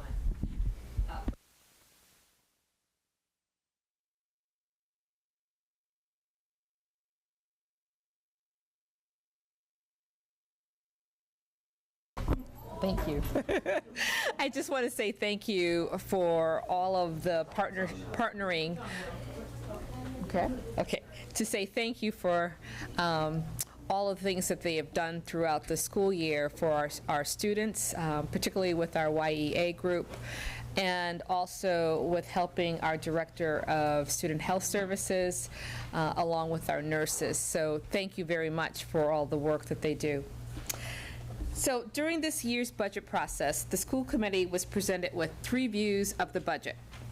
The strong budget, which is $46,610,090, or a 12.43% increase. The level service budget, which was $44,550,706, or a 7.46% increase. And the city fiscal target budget, originally set at 4%, but has increased to $43,894,984, or 5.88%. All 3 views considered $41,455,340 as the base. This includes all the additional appropriations during the course of the year. On April 10th, the school committee voted 8-2, 2 nay, to approve the strong budget, $46,610,090 for the 2025-2026 school year. This represents an increase of $5,154,750, or 12.43%, which includes the most recent appropriation. This is the budget that I will share with you this evening, and most of the slides are in your in the mayor's budget book. There will be some additional slides as well, though. So an increase of this amount, if you could advance the slide, an increase of this amount would allow the schools to maintain the number of current staff in each building that provides classroom instruction, academic, social, emotional, and behavioral supports, and extracurricular programs, as well as the addition of new positions that help to address our strategic plan and our district improvement goals, specifically to, if you're looking at the slide, in terms of our objectives for our strategic plan, this budget will address both fiscal stability, academics, and social and emotional objectives. So in terms of our district improvement goals, it specifically addresses to improve ELA and math outcomes for English learners, students with disabilities, low-income students, and students identifying as Hispanic or Latino. It also strengthens the sense of connection and belonging experienced by students, staff, and caregivers. As the Northampton Public Schools think about next year, the uncertainty of continued federal funding has added additional stress to potential budget shortfalls. Chapter 70, the largest source of state funding for schools, has not increased at a rate that keeps pace with inflation. Northampton will receive $8,424,239 in Chapter 70 funds, which is a 2.37% increase, which is roughly about $195,150 for fiscal year 2025-2026. The circuit breaker program, which helps to offset special education costs for districts, is not fully funded. Furthermore, if federal funding for education is eliminated, the operational budget cannot absorb the loss of the $1.7 million or $1,750,446 that we currently receive in federal support. Our budget constraints are not a one-year problem, but one that compounds year after year. Although we will always keep the best interests of our students at the center of our decisions, we have the responsibility to be good stewards of public funds. Currently, We are in negotiations with all bargaining units. Each version of the budget considered a COLA of 3% and the original step increases of the 2022-2025 contracts. This increase is a placeholder until the parties ratify the contracts. We have not done that yet. Outside the schools, I heard almost, yes. Outside the school's operating budget, the city continues to maintain health care plans, tuition for any Northampton children attending charter schools, school choice out of district, and services shared by city departments. If we could advance the slide. So, projected enrollments. This is a slide that was in the budget booklet that I shared with you all, the huge white binder, but also in the mayor's. And I want to say that if we advance one more slide, it was updated based upon our numbers in terms of where we are as of last Friday. Remember and reminding that our enrollment is fluid. It changes, but the numbers that are showing you are October 1st count and the projections of where we are as of actually the 22nd. So this is showing you a projected enrollments. For next year, we are projecting 2,376 students plus 27 out-of-district placements, making a total of 2,403 students. This is a decline of 93 students from 2025. So currently we are standing at 2,496 students. Councilor Labarge asked about what is causing the decline in enrollment and the fluctuations we see in student loss or gains. Northampton census data shows that the city is aging and the number of live births is low compared to the rest of the state, 2.2% versus 4.4%. The median age of residents is 41.7 years of age, and 20.5% of the population is 65 years or older. 15.7% of the population is 18 years or under. And roughly Northampton's current population in the last census is 29,571. There were some further questions that Councilor Labarge asked about particularly Bridge Street School. And so we know a little bit about Bridge Street School. It's located in the area of the city that has affordable housing and rentals. It is considered to be the most transient of our populations, and it is also the catchment area for shelters. So that school is, actually, we could enroll 30 new individuals at the beginning of the school year, and those 30 can then move out. And so it's a constant fluid change of enrollment. So a little bit more. Kindergarten enrollment has been declining. In 2023, Northampton Public Schools enrolled 167 kindergartners. In 2024, we enrolled 142 kindergartners, and in 2025, this year, we enrolled 122 kindergartners. This is a downward trend. I do want to note, though, although we are trending downward in terms of our enrollment, we do need to add an additional kindergarten class at Bridge Street School this year to address the class size. We do want to keep our kindergarten classes under 18. So you will see the request of an additional kindergarten teacher. Additionally, families have more choices. There's charter schools, there's parochial and private schools. Our homeschool numbers are up. We have about 50 families who have chosen to do homeschooling this year, and the choice of Montessori schools. So there are numerous factors that could be impacting enrollment, and we cannot just isolate it to one cause. And so we heard earlier this evening about housing has an effect on the status of the health of the community. Well, it also has an effect on in terms of the student population. The economic constraints that may be in the city, the local job market, these are all factors. Perception of our schools is another factor. Marketing and branding our schools, and then migration. So those are all different factors in which could contribute to our enrollment. So, next slide. Thank you. So there were some further questions to talk a little bit about the ratios. I think 2 counselors actually had questions about this. That was pointed out in the mayor's message at the beginning of her budget booklet.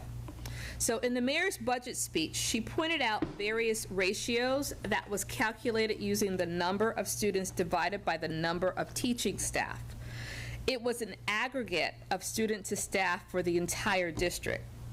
DESE, the Department of Education, DESE's calculations considers the full-time equivalency of teachers, and this means that both full-time and part-time teachers are counted proportionally to the amount of time they work.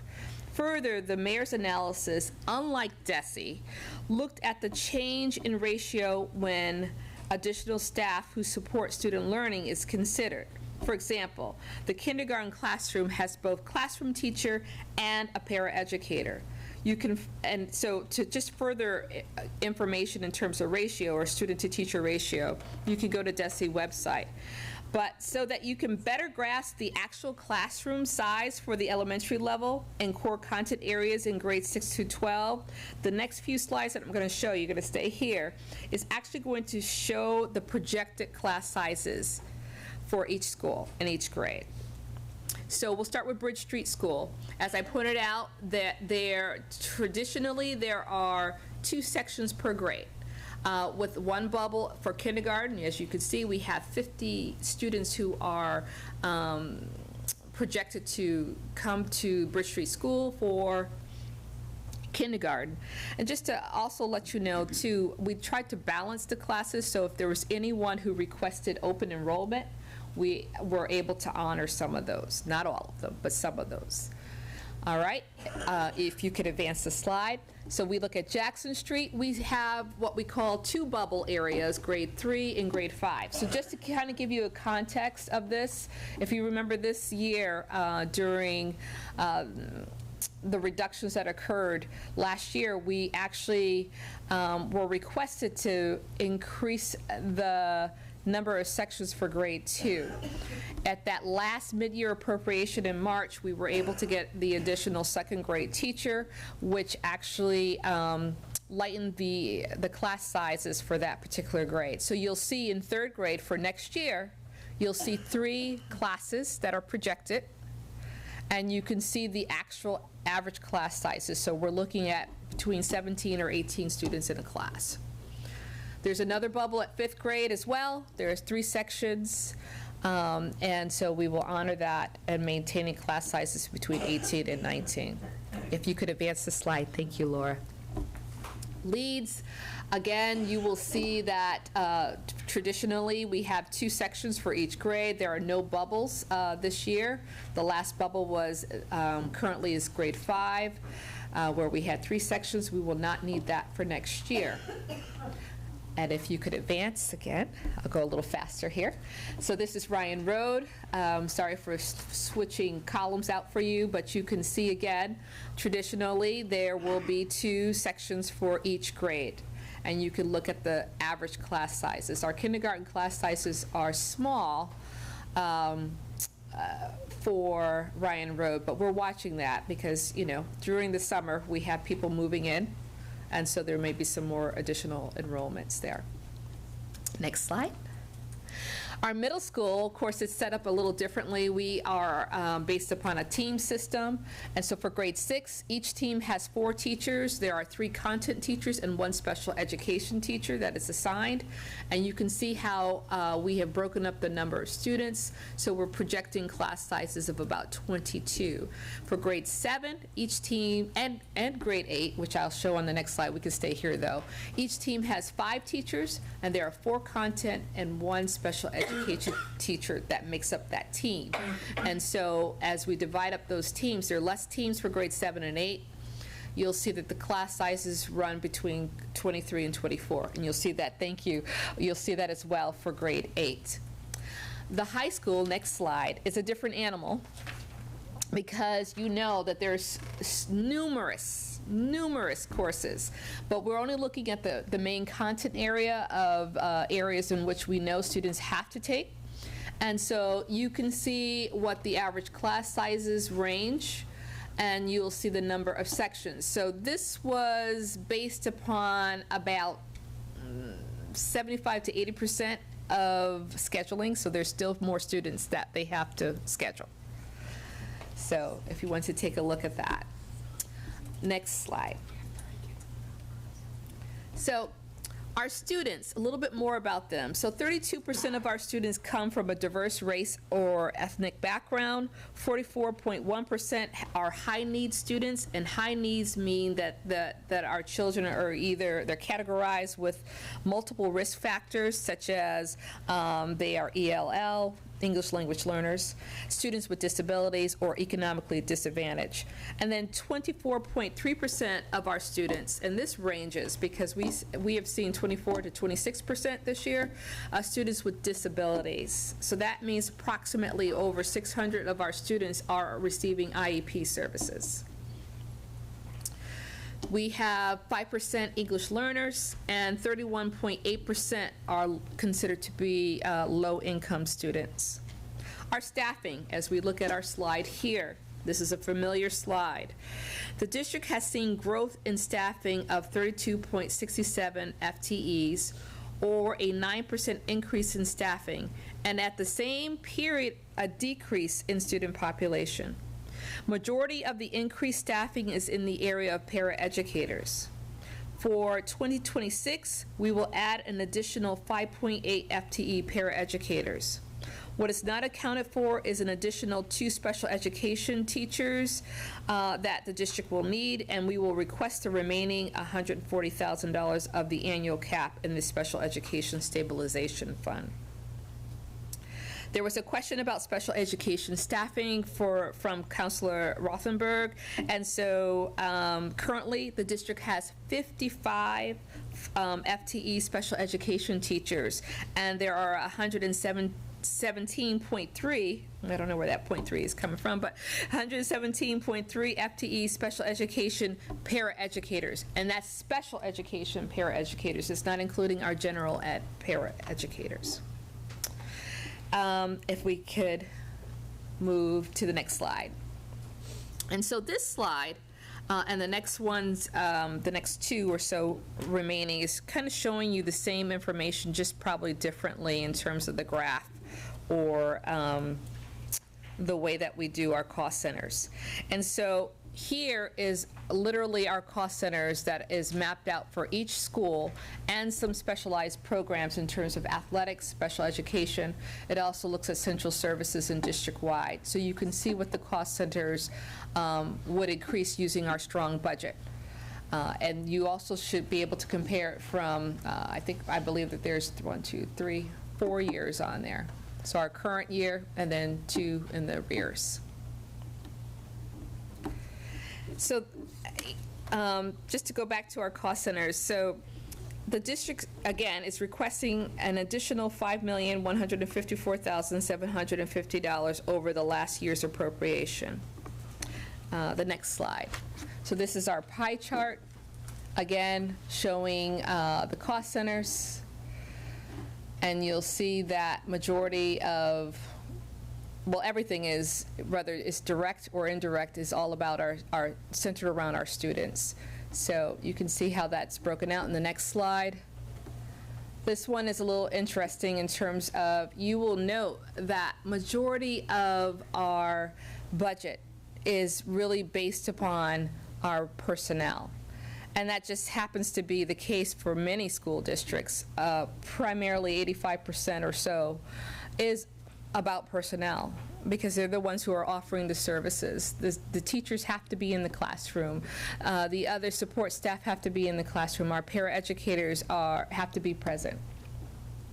And then you'll see the other factors that impact our budget in terms of transportation, tuitions for out-of-district students, utilities, and other costs. Next slide, please. So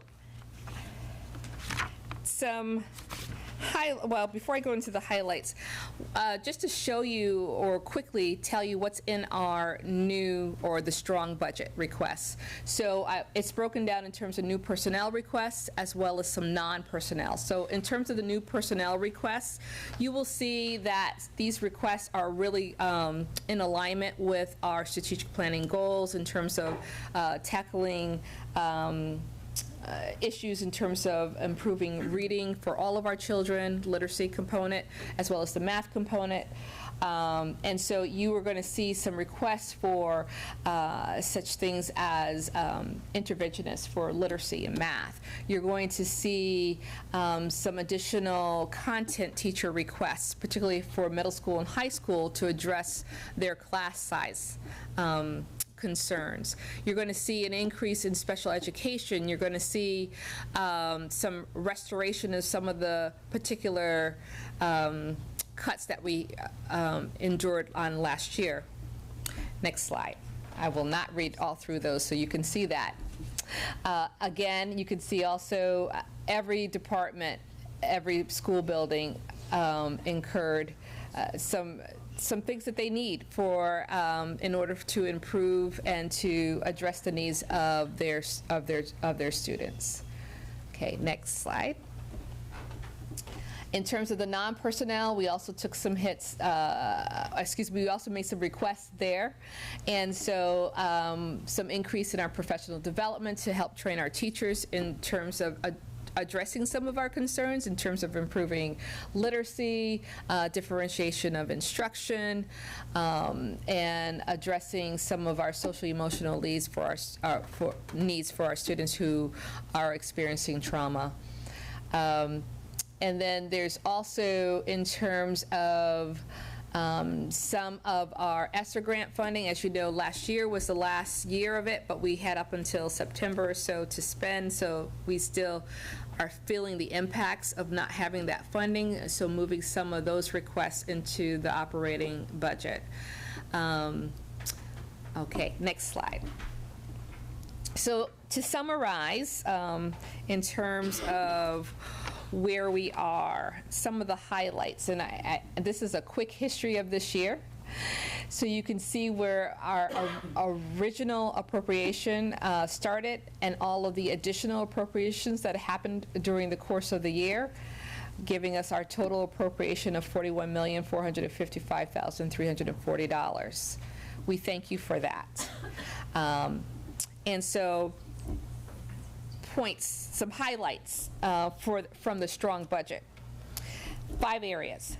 1 is a focus on student needs and educational goals by directly supporting the district's academic programs, curriculum goals, and student achievement objectives. It increases the number of staff to address literacy and numeracy at the pre-K through 12 level and reduces class sizes at the high school and the middle school. 2nd, investment in instruction by accounting for an increase in teacher salaries, funding for classroom materials, and providing professional development. 3rdly, the strong budget supports for diverse learners, including those with disabilities, English language learners, and students from low-income backgrounds. 4thly, the strong budget supports student services by continuing to provide for essential support services like counseling, mental health services, and extracurricular activities that contribute to students' overall development. And lastly, it addresses safety and student management by providing paras for hall monitoring, recess, and CAF duties. So, next slide. So, in summary, the highlights emphasizes a budget that prioritizes direct investment in instruction, targeted support for diverse student population, and addresses the growing social emotional needs of our students while also aiming to improve core academic areas and safety. The allocation of funds towards increased staffing and reduced class sizes suggests a needs-based approach to resource management. So, in order to meet the 5.88% budget, this is what would happen. Staffing, there would be a total reduction of 4.25 positions, but we are still adding the 5.8 paraeducator positions in which we need.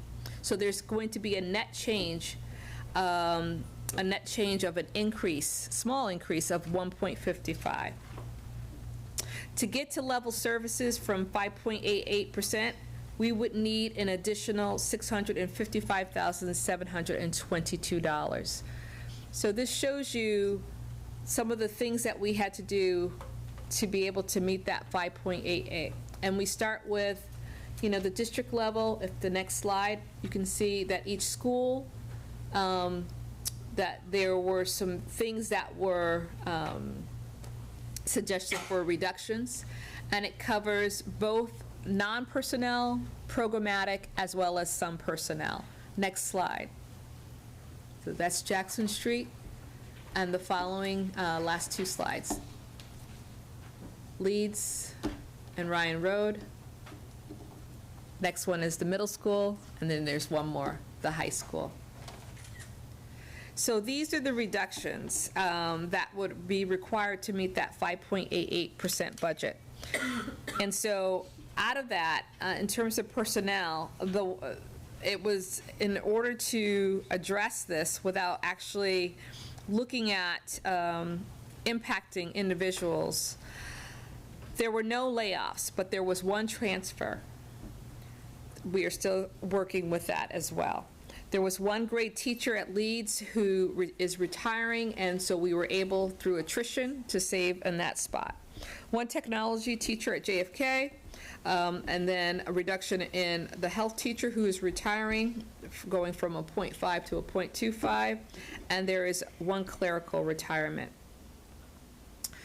So there were some other questions that were sent to us. There was a question pertaining to federal funding, Councilor Clemmer.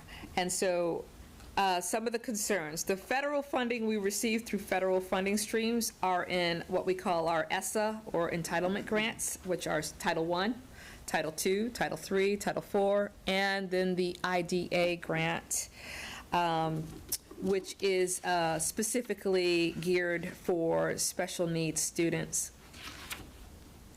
And so MPS currently receives approximately $1.7 million, as I stated before, in federal grants. And so a majority of this funding targets our low-income students, students of color, English language learners, and children with disabilities. It is my understanding that because these grants are approved in the prior year to the allocation of the grant, it is subsequent years that may be impacted. So starting fiscal year 2027, you will see some impact. So that's called forward funded, if I get that correctly. So another concern is the Medicaid reimbursement that is funded through the federal government that we receive for certain medically necessary services provided to students in a school setting. This funding source is used to replenish the Special Education Stabilization Fund that was recently established. So there's concerns there. Districts are awaiting how funding distributed to the states through block grants will look like and further be dispersed to the local education agencies. Lastly, the elimination of federal grants affecting USDA has resulted in a loss of $20,000 for our district. This money allowed the district to purchase locally from our local farmers. And so, I believe I can, if you could advance the slide, I'm going to leave you with some wonderful pictures and just keep us in thought of our children right now. Okay. Yes, that's you. I'm conducting. So, I am finished with the presentation. Okay. Okay, yes, thank you, Dr. Bonner. And now we have Chair Stein from School Committee's Budget and Property Committee. Welcome, good evening. Thank you so much for having me. I'm wondering if they can hear the mic, so I don't have to hold it. Yeah? Okay. First I want to thank Dr. Bonner for presenting our strong budget and showing what we need and what we're losing. At this point, we're all familiar with the mayor's narrative. School costs are rising faster than our levy limit, irresponsible school committees spent down school choice surplus to balance the budget, and irresponsibly used ESSER money. Meanwhile, the city has made historic investments in education, and those complaining must get what they get and not be upset. Like all narratives, there are grains of truth, but I want to offer a counter-narrative that I believe better represents the situation. First, the costs of providing an education at MPS have been rising. This has been significantly driven by the following factors: the WINS inclusion model, 2 NACE contracts that brought our compensation closer to parity with comparative districts in a declining labor market, increasing student needs from the pandemic, and a student body that is poorer than the city as a whole and exceeds the state average for students with disabilities by between 4 and 6%. The failure of the previous mayor to appropriate enough recurring revenue in the general fund to pay for the WINS model and the 2 NACE contracts are what created the necessity to overspend and ultimately go negative in the school choice account. This is the cause of our fiscal cliff. To Mayor Chiara's credit, she did plug some of the hole, but not enough, which is why we're having endless cuts year after year. This austerity model requires reductions in services for the foreseeable future and prevents us from actually making progress in meaningful ways. It's penny wise and pound foolish. Second, there's a fantasy that our cliff was largely related to ESSER money, paying for operating expenses and not one-time expenses, and that this is the source of our financial trouble. This is largely fiction. The majority of the funds were used for one-time expenses, and positions that were funded have largely disappeared or are now supported by other revenues. For example, ESSER money was spent on PPE, tutoring, mental health support, instructional technology and materials, math recovery, mold remediation, tent rentals, math professional development, EL instructional supplies, and $400,000 was spent on math curriculum. What I see when I look at these expenditures are largely prudent spending directed at addressing the impact of COVID on the district and utilizing one-time money for one-time costs. To suggest that we simply used ESSER money to fund salaries or the recurring costs in our budget is unfounded, and certainly does not add up to the fiscal cliff we found ourselves in. ESSER money helped smooth the edges in some areas, but as I said previously, it was the failure to fund the WINS model and the contracts that are at the root of our fiscal cliff. Third, we are told that fiscal responsibility simply means adhering to the plan and policies currently in existence, regardless of need, and that there is no possible way to responsibly fund the strong budget. This is nonsense and indicates a severe lack of imagination, capacity, and willingness to engage in a values-based budgeting process or do anything other than stay the course. The truth is that our current model is far too conservative, and we are generating significant revenues each year and could responsibly build a budget that could accommodate the strong budget request. General fund budgeted revenues have increased 28% between FY21 and FY26, while the MPS budget has increased 36% over that same time. MPS funding represents roughly 1/3 of general fund revenues.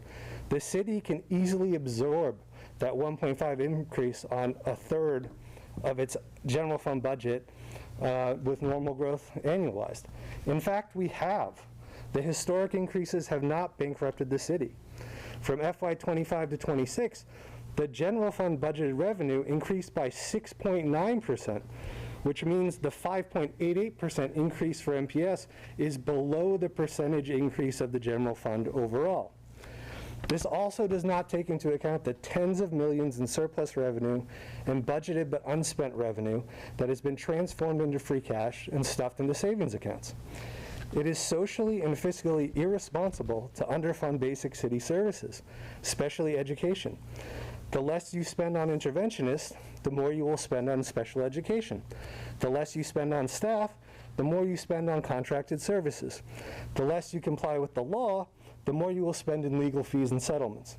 It is poor fiscal stewardship of public funds to spend less today, to spend more tomorrow for a worse outcome, or to spend less now while taking on legal exposure.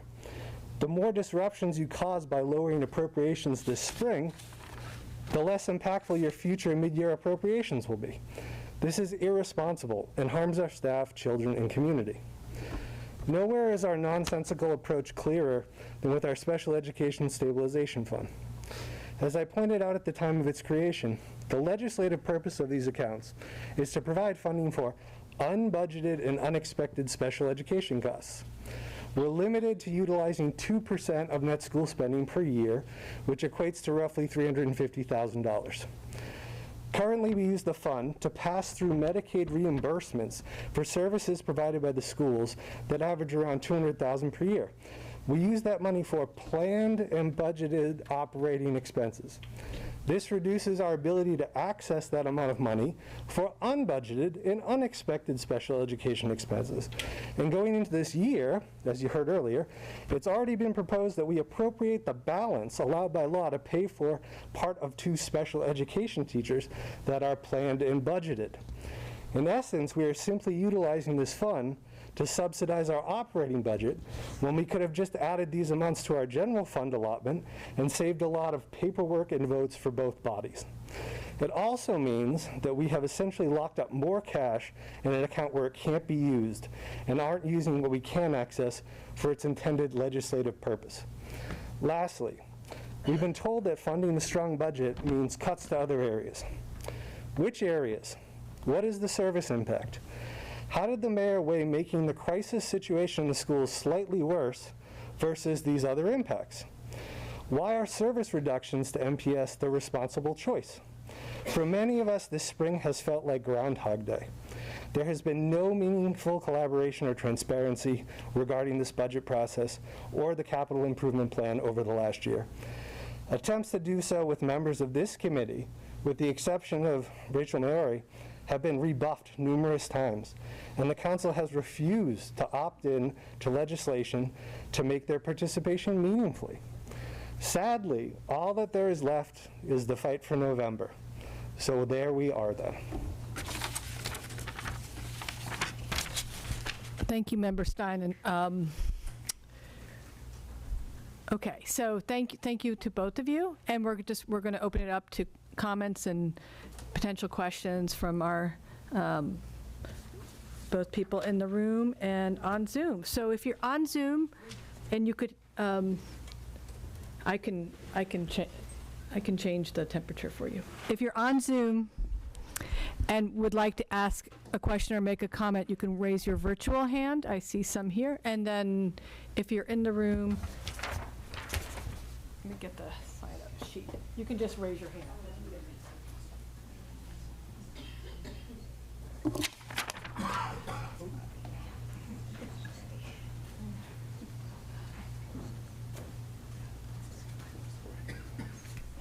Okay, well, I'm going to start with Cindy Mahoney in the room. Welcome, Cindy. Good evening. My name is Cindy Mahoney, Ward 6, Florence, and I'm also a member of the Northampton Special Education Parent Advisory Council, known as CPAC. My thanks to Commissioner O'Leary for shielding us from the oobleck raining down from the wayward king and his minions in Washington. I'd also like to give a shout out to some Northampton programs, which is why I'm wearing my Blue Devils t-shirt. Enormous shout out to the Northampton Youth Commission for inviting Secretary of Education Tutwiler to Northampton and engaging in school funding discussions. Thank you to the Northampton Fire Department for hosting the students from the NHS PACE program last week. At their final Best Buddies meeting of the school year, students enjoyed a scavenger hunt in Childs Park. Today, students in the Plant Science and Food Justice class got to see the fruits of their classwork at Grow Food Northampton's community garden. These are shining examples of project-based learning which demonstrate a commitment to education, inclusion, and civic engagement. Under the target budget, these opportunities for community building and personal growth could be lost, and students with disabilities could be further marginalized. How can we work collaboratively to prevent this and keep our schools and communities safe for all? Next week, we'll hear from DPW Director LaScalia. We all want safe streets, and Northampton needs road signs reminding drivers of the law requiring vehicles to give 4 feet to vulnerable road users. Speaking of vulnerability, please consider our most vulnerable students and families when prioritizing the city's finances. Pandemic learning loss is real and ongoing, especially for students with disabilities. There's a proposal to create special programming for medically fragile students and students with severe disabilities in Northampton elementary schools. However, this can only be successfully implemented with adequate staffing and training, or NPS will find itself once again reeling as it did under the WINS model. What will be the impact of the target budget on these vulnerable students with the loss of professional development? Thank you. Thank you, Cindy. Let's see. Okay, and on Zoom, I'm unmuting Shelley Berkowitz. Welcome, Shelley. Hello, good evening, Shelley Berkowitz, Ward 1, Northampton, community member. The narrative that I hear when the budget is discussed by Mayor Chiara, which was repeated by a few in the city council, it feels to me like pitting one essential service against another. This is a false narrative because it implies that to add to one service required subtracting from the budget of another service. For example, pitting schools versus Department of Public Works or Department of Community Care. The logical and honest budget-making decision should instead have been between essential services versus capital improvement projects. It's clear to me that voting to fund all the capital projects many months ago without prioritizing or triaging each based on its merits and the level of urgency, and then making those funds off limits and unavailable for essential services is what is the clear problem to me. So my question is, in order to wisely use the city's vast financial resources, these two budgets should have been considered simultaneously. So why weren't they? Thank you. Thank you, Shelley. Any hands in the room? Anyone want to speak? Let's see. Yep, come up. Welcome. Angela Wack, resident of Northampton, Ward 2. As Dr. Bonner pointed out, I think that part of our problem is that we need to change the perception that we have of the schools. We've spent 2 years as a community bashing what we don't have instead of extenuating what we do have. We have a phenomenal theater program at the high school. We have award-winning technology program that does great, the transcript. We have many things that would be very strong, and if we can celebrate them and we can expand upon them, we would start bringing some of those students back. You do not see any of the charter schools talking about everything bad they do. You hear them talking about what they do well. And that also goes for our special education population. I have training in education. I taught in the classroom. I worked with special ed kids. And one of the things that I keep hearing is all the deficits that these children have. I do not hear anybody talking about the strengths that these children have. I really think that at this point in our society, with all that's raining down from above, we need to, as a city, focus on the positives, and then the rest will start to come along. But you've got to get some students back into those seats, because you're losing money by the day as you just sit there and criticize every single thing that the schools are doing. Thank you. Thank you, Angela. Let's see. Okay, and on Zoom, Daniel Brindell.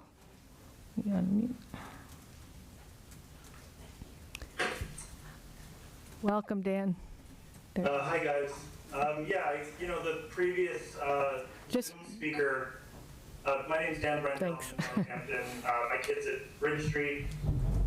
Anytime that I go to pick her up, she brings me and her little brother over to the outdoor garden that they have there. She's really proud of it. It's an amazing resource. It's an amazing teaching opportunity. It costs as much as dirt and seeds. Coming out of the pandemic, I'm shocked that the city doesn't have more stuff like that. You know, the mayor might have green initiatives and whatnot, but that's Valley Lights. That's not teaching kids how to garden and spending school time outside, which obviously is more valuable. But a previous speaker mentioned the capital investments. I hope that people have checked out the capital investments. This is close to my heart because the planning department has planned an insane construction project right across the street from me that is going to cost epic amounts of infrastructural work and, will bog down the city for years upon years upon decades, as will Picture Main Street right up the street. If you check out what falls under capital improvements, we're talking about buildings, land acquisition, improving existing buildings, equipping them for future use, so that's, all kinds of tech stuff and computers. If you start to go through the city's budget, they're not very tight about how they invest in things like that. They toss money around. The amount of consultants that we pay for just to prepare for these kind of capital investments is way over the top. I just wish that we could actually look at this. This is the thing that everybody uses to say that the city doesn't have money. The city has money. We're pouring it into capital investments, which the mayor has exclusive control over. And, we can't actually find out the numbers behind it. And, Picture Main Street is going to cost billions of dollars between the businesses that it puts out of business and all of the work that that's going to cost. Let's cancel that if we don't have the money to pay for my kid's herb garden. Let's just be realistic about what we're spending money on here in this town. Because this is ridiculous. It's out of control. Thank you, Dan.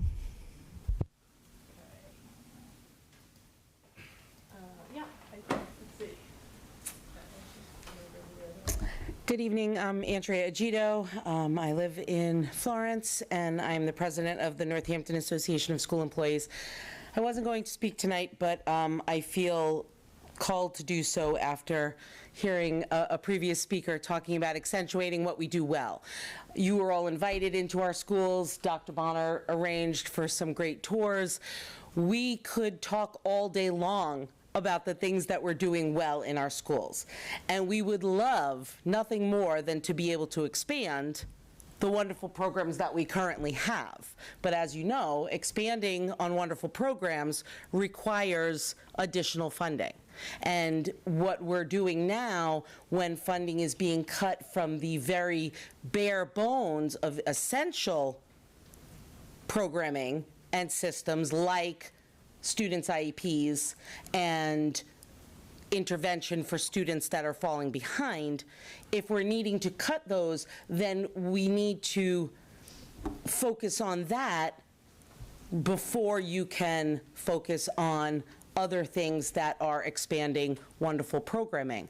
So we would like to, again, request from the mayor fully funding our schools, allowing us to expand on the programs, allowing us to expand. For example, we're talking about a lower number of students coming into kindergarten. One of the challenges there is the lower number of students in our preschools. Why do we have lower number of students in the preschool program? And that's because we have less staff. We don't have a preschool in every school. We would love to expand that so that there weren't as many students in private preschools, because what ends up happening is those private preschools are actually courted by charter schools. Speaking as a kindergarten teacher, I go to visit the preschools because we go to see our incoming students. And what happens is the charter schools and the private schools go to those preschools. They go to parent functions. They hand out flyers. They send videos. They do special projects together. This allows those parents to make other choices rather than coming back to our preschools. Yeah. We know when people start in the preschools, they stay. And so I guess my question would be to Dr. Bonner and the mayor is the idea of adequately funding and then expanding, and how can we do that? How can we put in the money to expand those programs that would increase our enrollment and get our students back? Thank you. Thank you. I got that question down. Okay. Let's see. Lisa Modanos. Welcome. Good evening. Oh, wait. Got it. Thank you. I just want to make a few comments, if I may. I'd like to thank the Commissioner O'Leary, for the way you spoke about the Department of Health and Human Services staff and the work that they do amidst scarcity with love and care for the people of Northampton. I wish our Northampton public school staff had someone in a position of authority to speak about their work with such validation and care. Unfortunately, we don't. So I'll say it. Thank you to the Northampton Public School educators and staff for working less and less, tending to our children every single day with love and care. I'd also like to speak to the comment made earlier about wealth inequality in Northampton and how much worse it is getting. I agree. We have the data, study after study, that speak to the social determinants of inequality in the US, and those study and data consistently, predictably, reinforce the importance of public education in terms of access and equity to help mitigate inequality in the United States of America, especially for children of color and low-income children. Race, class, and disability intersect in the data to reveal what the Economic Policy Institute calls an undeniable relationship between economic inequalities and education inequalities that represents a societal failure. Children who, one study explains, are not reading proficiently by 3rd grade are 4 times more likely to drop out of school without a diploma than their peers who read proficiently. This jumps up to 6 times for students who are unable to master basic and foundational reading skills. This is just literacy. When you add race, class, and disability to the mix, the numbers are even more dire. We know this. We all know this. This is neither shocking to anyone on the council nor to the mayor. Yet our public school budget is still being treated as excessive, a line item to cut for fiscality, or there is spin with numbers and needs. And the spin is almost dizzy. School budget cuts are equity issues. No one in the room or on Zoom can claim they had no idea about this. I imagine the folks in Health and Human Services would also agree. And back to Commissioner O'Leary, I appreciate the upstream approach of what you call these interconnected systems. You could just finish your sentence, Lisa. Thank you. Public ed is one of those upstream facets that the city must fully fund in order to help the overall health of our town now and in the future. Thank you. Thank you. Okay, in the room I saw Ben Spencer, I believe, had your hand up.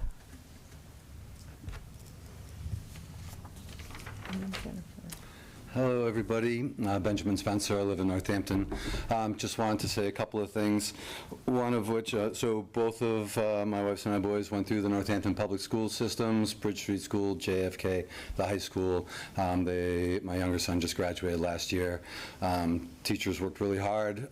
Both my guys had some real challenges, and we were able to meet with their teachers, with folks in the school who sort of helped them get back on track, even after a year that one of my sons, it's fair to say, was pretty much a wipeout in a junior high year. So really appreciate the people in our schools working with the children. It's tough work, absolutely. And, you know, I think out of respect for our educators, we should be having conversations about budgets that are truly fact-based. And I know a lot of us in this room have been talking about Picture Main Street for quite a while. So when people show up and start throwing out numbers that are not at all reality-based, in the name of education, I find that to be truly problematic. We need to be the adults in the room. We need to be talking about things as they actually are. The Picture Main Street project, $30 million from Massachusetts Department of Transportation. If anyone can show me that Mass DOT has ever helped fund the schools, I would like to see that. So please provide that documentation. ARPA funds to replace the infrastructure in the ground, infrastructure that's over 100 years old. We're gonna have to replace it anyways. Why not do it in a planned way that makes sense? Why not combine it with a program that Mass DOT insists that we do, because our Main Street is unsafe. You know who it's most unsafe for? Children. So we're gonna make our streets safer for children. If people have a problem with that, I don't know what we're doing. Thank you. Thank you. I'll come back to you. I'm just going to go back and forth from on Zoom to the room. So on Zoom, we have Tyler Barnett. Oh, hold on. Did I lose you? Hi, Tyler, did we lose you? Oh, no, there you are. Yep, here I am. Hi, Rachel. Hi. Hi, Tyler Barnett, Northampton, Ward 3. I have a couple of, more technical questions on the budget, so hopefully those will get recorded. In reading the overall budget narrative and just all the line items, one thing that I noticed, and especially when we're talking about, relatively thin margins and, what is needed to bring Northampton Public Schools up to level services and hopefully even enhance those with a strong budget. There are large personnel reserves, and my understanding is that those are needed because there's a lot of negotiations underway with the various bargaining units in the city. So a couple questions there is as those negotiations wrap up, at what point is the budget going to be updated to reflect the results of those? I would guess that those reserves are estimated fairly conservatively, so you could see significant sums of money sort of coming off the books there. And this may be a better question for next week, but if you look at PW's budget, there's a separate $730,000 salary reserve, and then there's 19 open positions in DPW that total almost $2 million. So we're talking about in excess of $2 million of money that's sort of tied up tentatively. So it would be great to get more information on when those amounts will be off the books. And then focusing on the school budget, something that's I noticed is that doesn't seem to be the case in other city budgets. So I'd appreciate some clarity there. Is almost $500,000 is sort of charged to NPS for central services, and IT and HR, and none of the other departments sort of have those charges on their budgets. So I just wanted to know a bit more about the reasons behind that. And I think that's close to my time. So thank you. Thank you, Tyler. Okay. I did see. Okay, great. You know this. No. You raising your hand since the beginning. Thank you. All right. Hi. Hello. My name is Nathan Taskin, better known as Naz. I'm a friendly neighborhood para-educator at NHS, and I also live here. So something I want everyone in the room to do, think of this as a thought exercise. All the members of City Council, the mayor, all the residents of Northampton, whoever's watching, go out to Pulaski Park by the bus stop, or go down Main Street and look to your left and look to your right. Take an honest look, a sober look. How many people do you see that are homeless? How many people do you see are probably drug addicts? How many people do you see that have intense psychological needs brought about by the homelessness and the drugs? Because these things tend to go together. It's bad. Now look at any city, any community with a high poverty rate and a high crime rate. You think their schools are well funded? Are we capable of turning the gears in our heads for even a moment to see that these things tend to go together? So when I think of Mayor Shower's budget, this weak budget, is it really going to make the problems in this city that this city faces better, or is it going to make it worse? It's time to say the quiet part out loud. The kids hurt most by this weak budget proposal are the kids that are poor. The type of kids that I work with are the ones with learning disabilities, because they don't have access to the same educational resources that their wealthier peers do. The kids I work with tend to get in trouble a lot, because they have intense social emotional needs. Being poor tends to mess you up a little bit. An impoverished environment creates an impoverished mind. This is class warfare, and just like any war, there's another side to consider. Here's the thing. If you're a rich parent, if you're a person of means, it doesn't really matter how bad the school budget gets. You can always pluck your kid out of the public school and ship them off to private school. You could always pay for a tutor. You can always homeschool, because people who have too much money tend to have too much time on their hands. And I'm willing to bet that most of the pro-defund camp have that option in the back pocket for their kids, if they even have kids. A lot of them don't. But the great majority of low-income families in Northampton do not have these options, and we should make it so they do have these options. That's all I gotta say. Thank you. Thank you, Naz. All right. Online, I see Marita. Hold on. Doop. Good evening. Good evening, everyone. My name is Grace Wallace. I'm a paraprofessional at Jackson Middle School, and I currently reside in Central. So I I heard what one of the previous speakers said about only talking about what we do well. I have to say, the compliments that I could give the staff members that I work with, this custodial staff, the clerical staff, all of us are amazing. We do amazing things every single day. But because of our staffing shortage, we don't always get to exhibit those amazing things that we do every day. So for me, what that looks like is I am chasing one kid to drop him off in the class because, as the previous speaker just said, we have kids with social emotional needs who don't stay in class, who disappear, who we are finding in rooms, et cetera, et cetera, et cetera. So that's part of my job, which I do well. But here's the thing. While I'm chasing this student and standing at the boys' bathroom door because I can't go in there, I am waiting, but that is taking me from where I need to be. Because I believe, especially these students of color, which many of them are, or in a class that is not in the upper wealthy part of Northampton, is that this is what we do on a daily basis. And we need help. It is a lot. So I am first asking that that we do the strong budget and fund our schools. And I understand that that's spending a lot, and some people might consider it one against another, but all of this stuff that we're talking about is our social justice issues. They are under a large arching umbrella. They're not separate issues. These are social justice issues, whether it's climate, educational, our policing system, how we help people with mental health and our homelessness, and our housing. These are all social justice issues. And I think that if we are socially justice-minded, we should be able to fit all of those things because we're thinking about each other. Hey, Maritha, could you just finish your thought? Thank you. Yep, my last sentence is, you can tell a great society by who prioritizes their children first. Have a good night. Thank you. Okay. Sarah.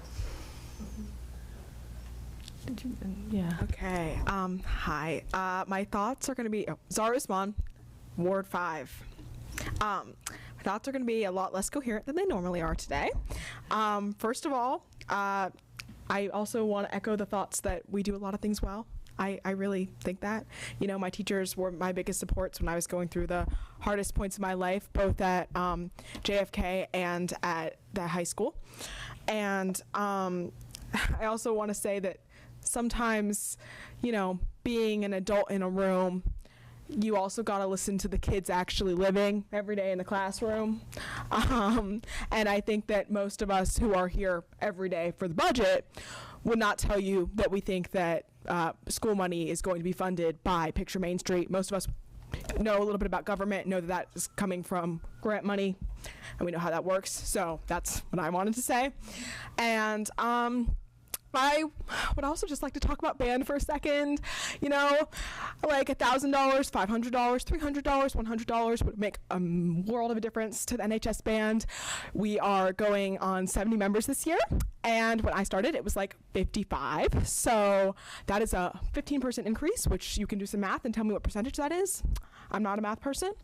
But that's a lot. That's what I know. And you know, we could really use a lot of money, but like seriously, just a little bit would make the world of a difference for us. And like I really feel like that is somewhere where we can make a really big impact and make another really strong program that we have at the high school that we can make even stronger while still going through these budget deficits that we are in.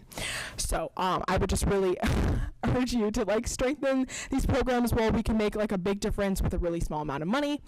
So yeah, also I'm the drum major, and you might have seen that picture of me conducting in my white uniform. So yeah, that's my other life when I'm not here.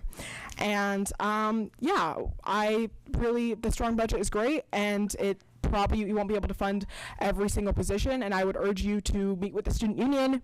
Obviously you meet with the teachers union, but meet with the student union too, because we can tell you what is a priority. So thank you. Thank you, Zara. Okay, let's see. I see Nina Shield on Zoom. How did I, can you unmute? No. Okay. Thank you. Okay. you. Nina Shield, Ward 3. I want to just thank everyone who's here advocating for our children. I think it's especially shameful to hear from people whose children benefited from a robust public school system who are now pulling up the ladder behind them. It's hard to imagine that so many people in this community don't understand how inflation works, or that basic household bookkeeping says you need to pay your bills and feed your kids before you funnel money into savings for a bathroom renovation. Our teachers and school staff are the most valuable members of our community, and I don't mean that as lip service. As others have noted, their work has far-reaching implications. Please listen to what they've been telling you. The correct path is so clear. As the previous speaker said, these are not separate issues, and it's not a zero-sum game either. When we fund the schools, we all win. I hope you will do the right thing for our kids and our community. Thank you. Thank you, Nina.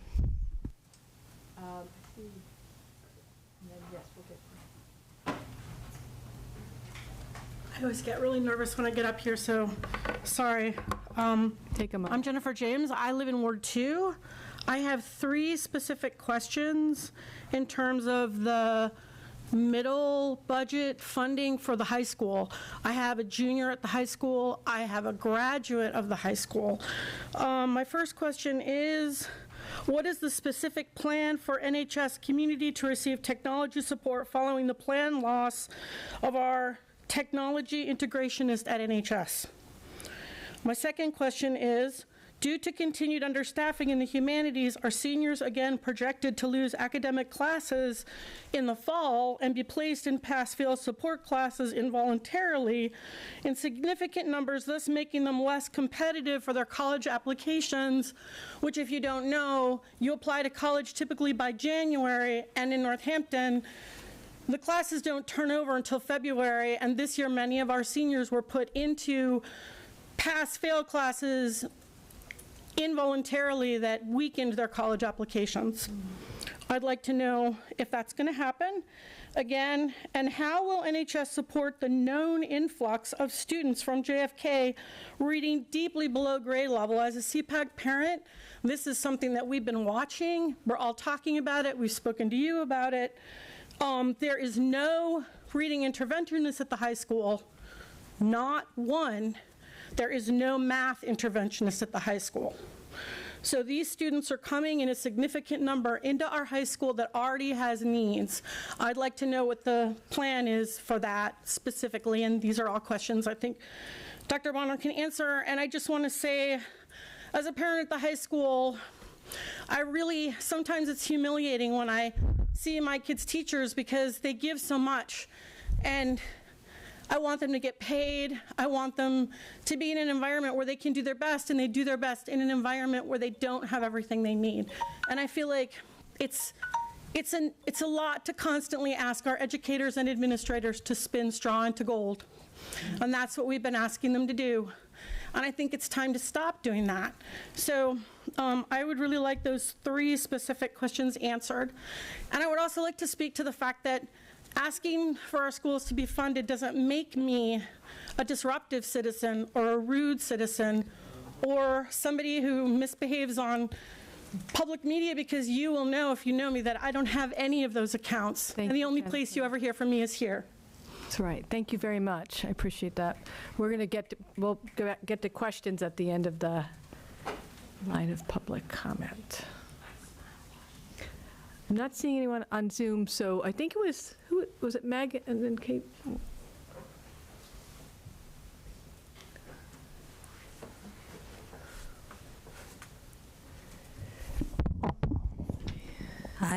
Hi, Meg Robbins, Ward 4. I have 2 questions, and one is really about what we do want the future of education to be in the city. And I thank Dr. Bonner very much for presenting this strong budget, as she was asked to by the school committee. It's impressive to see. It's one that we really need to look forward to. And in the mayor's presentation, she did say that for 13 years, the average increase, I think, was 4.6% over the 13 years. And before that, in the previous 13 years, the way the city funded the schools was around 1.1% and sometimes less than that. A lot of that was off teachers' backs, but we have for many years not funded the schools, and it's caught up to us. And the question really in front of us right now is, have we given up on public education? Do we want charters to become the alternative to public education in our district? And are we okay with having our public schools just be catchments for segregated population that require individual education plans, or whose caretakers don't have those options to send their children elsewhere? Because that's the crossroads that we're at right now. One other question that I did have was, when I think about that Medicaid money, which the council approved being put into the special education fund annually, and in the mayor's budget, she says that that is a fairly consistent amount at $200,000. I don't believe that it has been in the school budget before that. So the money goes legally to the city, and it becomes part of the general fund. And my understanding is that then the general fund is open to be either assigned to one of the stabilization funds, or used as free cash, or split into one of the 1/12ths. But I don't know if it's ever come back to the schools. And if you do the math backwards, at about $200,000 a year, and I've heard from educators that they haven't actually regularly submitted Medicaid forms in the past because it's a lot of work, that we're talking about $2 million. And might it be a good idea to rethink that and say the city kind of owes the schools a big chunk of change, and now would be a good time to put it in place? Thank you. Yeah, we'll put that question out. Thank you. Kate.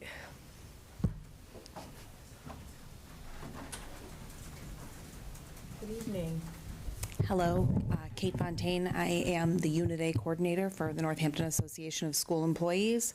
I am also the History and Social Studies Department Chair at NHS. So I have a few questions. So my first question is, we've heard some numbers tonight about how enrollment has declined, but the number of staff has risen. And I'm wondering how we look at those numbers with the understanding that some of those numbers were pre-COVID, and anybody that is in a classroom will tell you that children are incredibly different with incredibly different needs. I feel like the beginning of my career and what I've been doing for the last 4 years is totally and completely different. So I'm wondering how we account for that.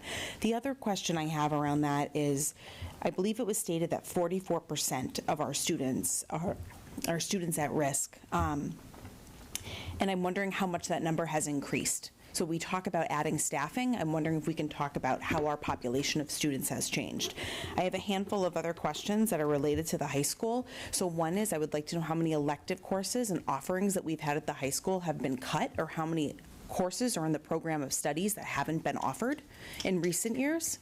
I would also like to know what percentage of seniors or upperclassmen are working as teaching assistants, not by choice. I'd like to know how many of them go into a scheduling meeting with their guidance counselor and are told, listen, there's only 2 classes I can offer you.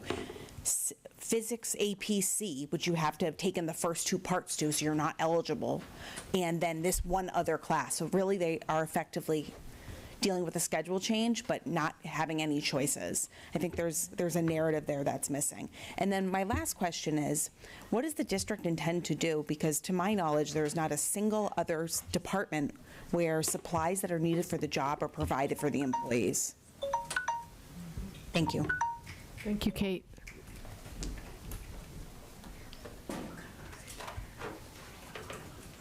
Okay, any other comments or questions in the room? If not, we will wrap up the comment period. Okay, so thanks for everyone who's commented. How are you guys doing? Anyone need a break? Or we can go right into questions that Councilor Moulton has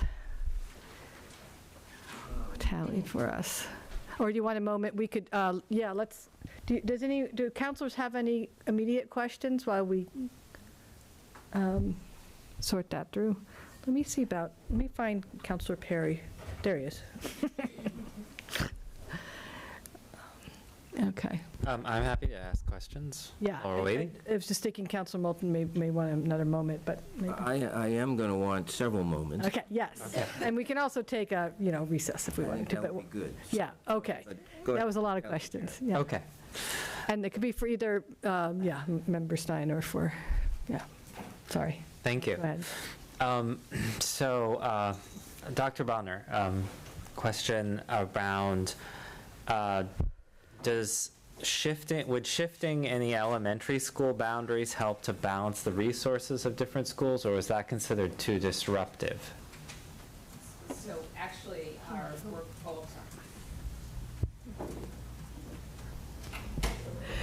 Actually, part of our strategic planning, one of our work groups have actually talked a little bit about redistricting and how that may offset some of our resources. But right now, our schools are pretty much at, I won't say capacity, but they're pretty well districted. There's one area that we could probably change, but it will not make a significant impact on our elementary schools.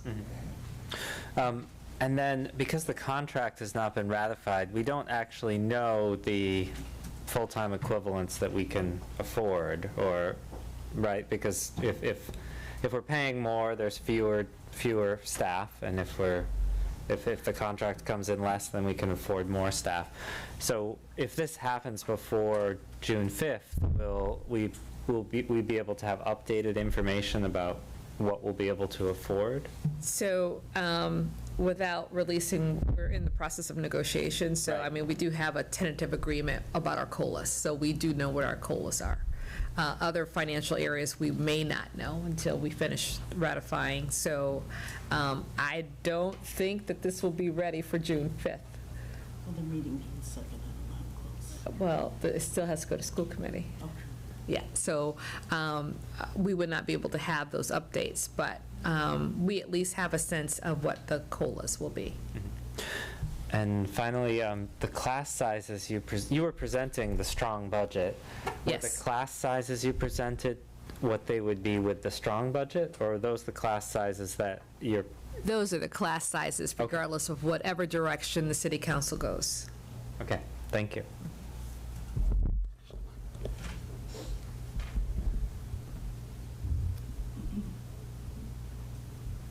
Let's see, I'm wondering if maybe why don't we take a recess so that Councilor Moulton can have some time to, No, I just snuck out to use the restroom. Oh, that's okay, it's hard to come by. I just, Councilor Moulton's writing down all the questions, and then we're going to let Dr. Bonner respond. So let's take all right, 9:02, let's come back here by 9:10. And Is there some? sure, yes, I can adjust that. Wait, you need it 10, so 9:12. We'll be back at 9:12.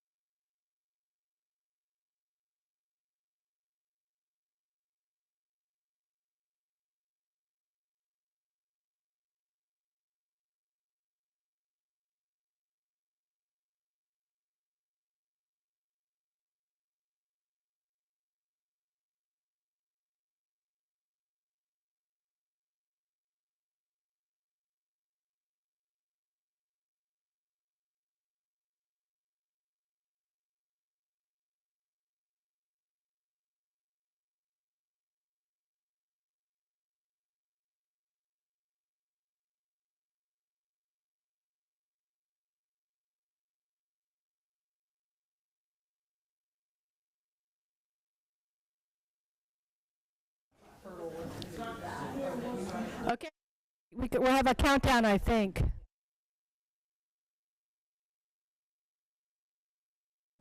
Okay.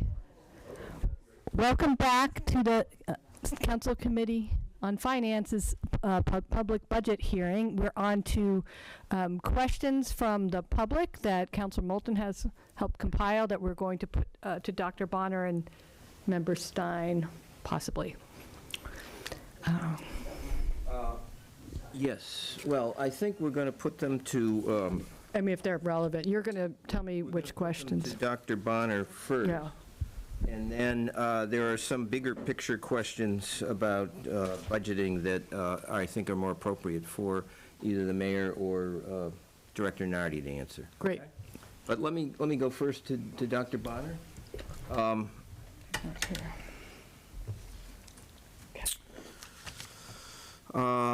What is the plan for Northampton High School next year to receive technology support for students and teachers?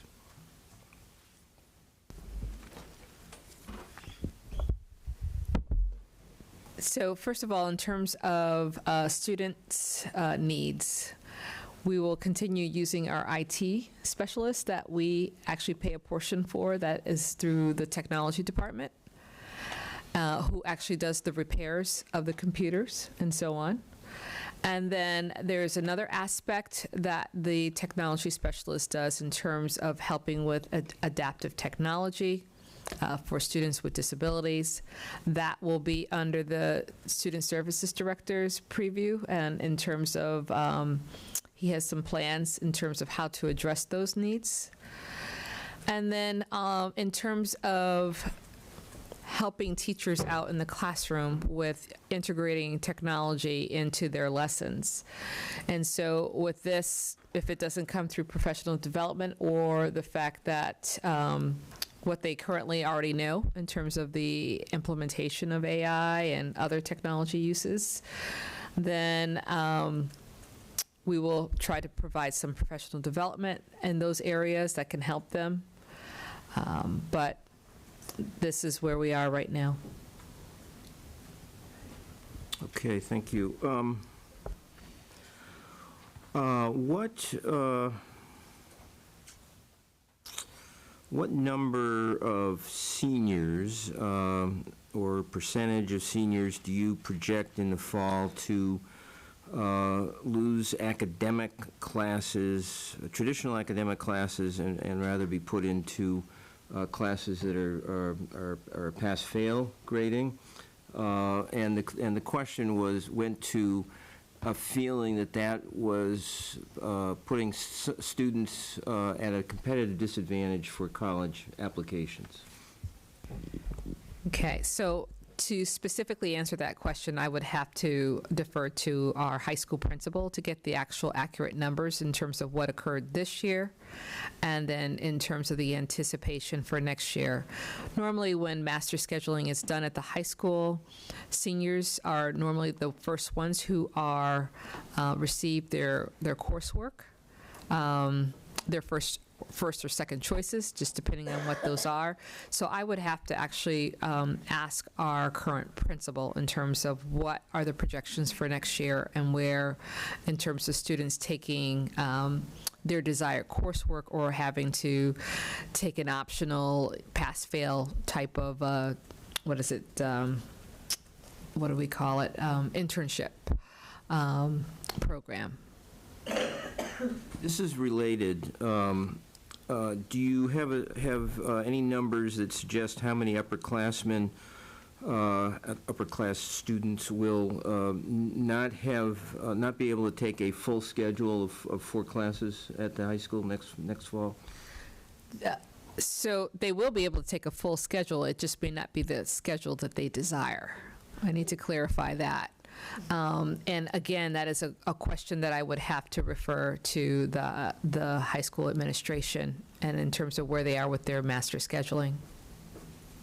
Okay. And by the just sorry to interrupt you. I just do want to point out that this is not just something that's just occurring. This is something that has been a concern for some years, not just now. Yes, thank you. And related to that is a question, do you know roughly what percentage of electives at the high school has been lost over the last decade or over a recent period of time? I know, again, I would have to defer that to the high school administration, and then also they will have to do some history because the changing out of the leadership at the high school has been quite a bit over the last decade. So I would have to dig into the history in terms of what courses were lost. But there, I do want to point out, there are some new courses too. There are sometimes that courses are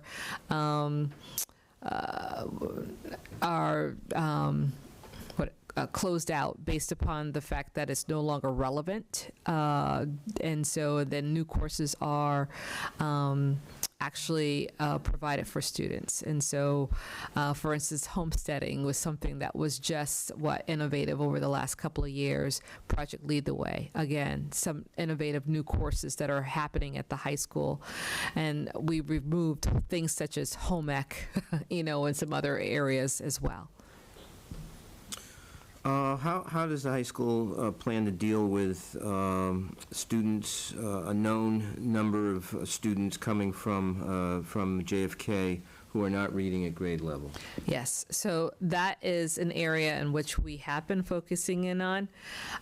So recently we have our literacy coach who has administered some diagnostics for our rising ninth graders, and we have identified about 20 plus students, about 20 students or so, who are reading under grade level, that we are trying to determine how we're going to navigate at the high school level in terms of putting them in a cohort group where there is a teacher who can actually work with those skills, looking at not necessarily a special education teacher, but there is one who also is certified in reading to also give some additional strategies work for students. And the other option is, too, that we are looking at incorporating some of our strategies, reading strategies, in our English program, in our English classes in terms of ninth grade. But we are aware of that, and we are trying to address this. This is not an overnight problem, but it was exacerbated by the pandemic,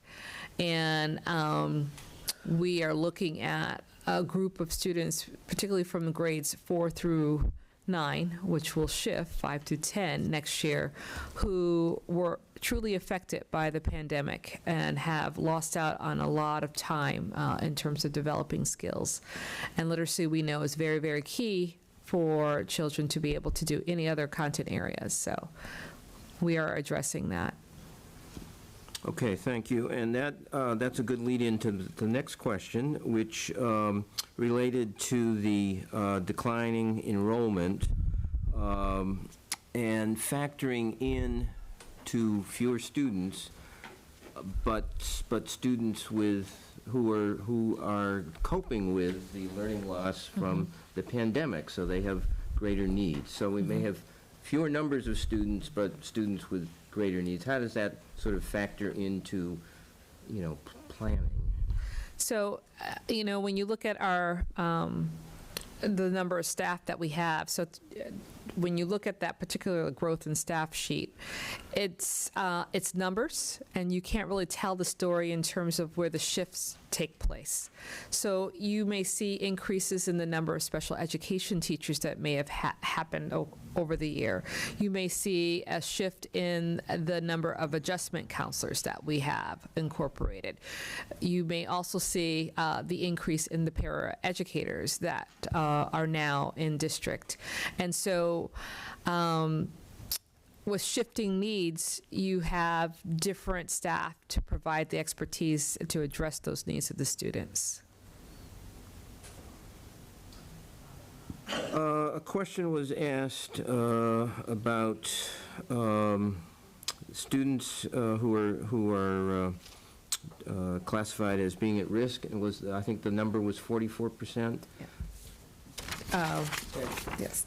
And the question was, how has that changed over a year, or over a period of several years? Do you have any context for that? So I don't have that data in front of me, but I can pull that data from you. But I will say this.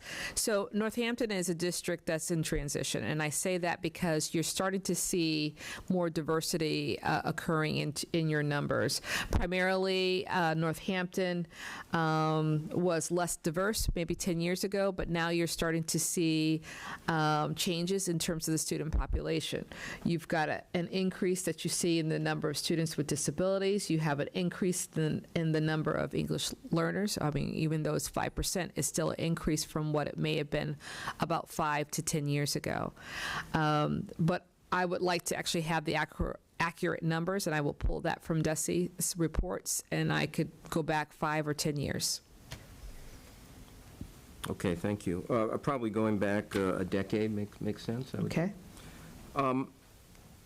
And then there are sort of more global questions, still for Superintendent Bonner, about budgeting priorities. One is how to put an emphasis on funding programs that we know are already working well in the schools so that we can attract back students that have left Northampton schools or keep students in Northampton schools. So an emphasis, as well as addressing programs that need to be, that need greater support, addressing, building on the wonderful things that are already happening. And how does that sort of factor into your budget plan? Okay, so as I developed the budget itself, it does come from the building principals and the department heads. And when we are putting things together, there's considerations of programs that we would like to maintain. So for instance, you don't see a request of reduction in our music or arts program. You don't see that. You don't see a request in particularly areas that address mental health, social emotional health. You can see the choices that were made in terms of what reductions were suggested. I will speak to our garden program, which came up this evening as well as on last week. The gardening program is not just $4,000, and it's not just dirt. It is actually $20,000, which when we look at our 4 elementary schools, and it's actually paying for an individual to give lessons pertaining to the garden and partnering with the staff members who are in the district. And then there's a small amount for maintenance of the gardens.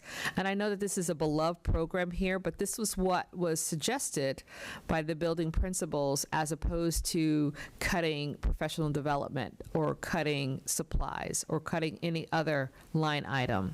This is something that was chosen to do, and it is a program that is not necessarily roped into our curriculum, but it does provide some information and training that could pertain to our science programs. And we are moving to hydroponics, by the way, in some of our other elementary schools. We saw hydroponics in one of the schools that we visited. Very successful hydroponics. Yes. So then finally, what is the district doing to address the issue of staff having to provide their own supplies? So, I know I saw, do you want to speak to that before I go? I can just say that there is a supply line that they have. I can't say that it's enough, but certainly we do have supply lines for instructional supplies as well as some general classroom supplies. Again, I'm not saying it's enough. Okay, thank you. Councilor Moulton, there was also a question, I believe, about the Medicaid reimbursement before. I was going to ask the mayor that question, yes. I interrupted. Go ahead. Well, Okay, we'll go right to that question. No, that's okay. Maybe something. I thought you were done, so I No, was. I'm not done. I'm done with the Got it. questions that seem to me to be best directed at Superintendent. Yes, I appreciate that. Let's go Thank to the Medicaid question. Is the reimbursements received before they were directed at the Special Education Stabilization Fund? What happened to the mayor? So they used to come to the general fund, and that's some districts, I think, and Bobby may, I don't know if you can speak to this, but I think some districts pass them to or some municipalities pass them to the district and some keep them in the general fund. They'd always been part of the general fund, but this was a way to get those funds to the school, and a way that we hope to create a sustainable fund that could provide additional resources every year. Okay. This was, of course, before Medicaid became the discussion that it is now, unfortunately. Which is why there's an order before the council to provide some additional money from the general fund for that stabilization fund. There was a question about a charge to Northampton Public Schools of, I believe it was $500,000 for central services, and specifically mentioned was IT and HR. Dr. Nern, do you want to speak to that, or no, me? Do you want to come here? Oh, I'm going to kneel. Oh, do you want me to no, move back? that's all right. So school budgets generally include their IT and their electricity and all of the operations that are under their control. If it wasn't in their budget, it would be under the control of the mayor or select boards. And generally, I have never seen a school that has not paid its own electricity bill, or tech, or things that they direct and have control over for their functions as a school. So if that answers the question. Yeah, and embedded in Mass General Law, it says that the schools will pay for the operations of their buildings, which includes utility bills and their tech and all of the things that are under their budget. Are they speaking in particular to your portion, like the portion we pay that's in the city budget? I mean, that's within the budget anyway, so. So that's, I don't know how people are understanding the question to be. There are sections within the city departments that the schools also pay for. There's a position in HR, which they pay for their payroll. It is strictly that person working on school payroll. For custodians, I think there's custodians in central services that work specifically for the schools and work directly on school buildings. So yes, they do pay portions of other positions, and you'll see that in the budget because they're actually doing work for the schools. Thank you. The question is, when will the budget be updated to reflect the contract settlements with the real numbers?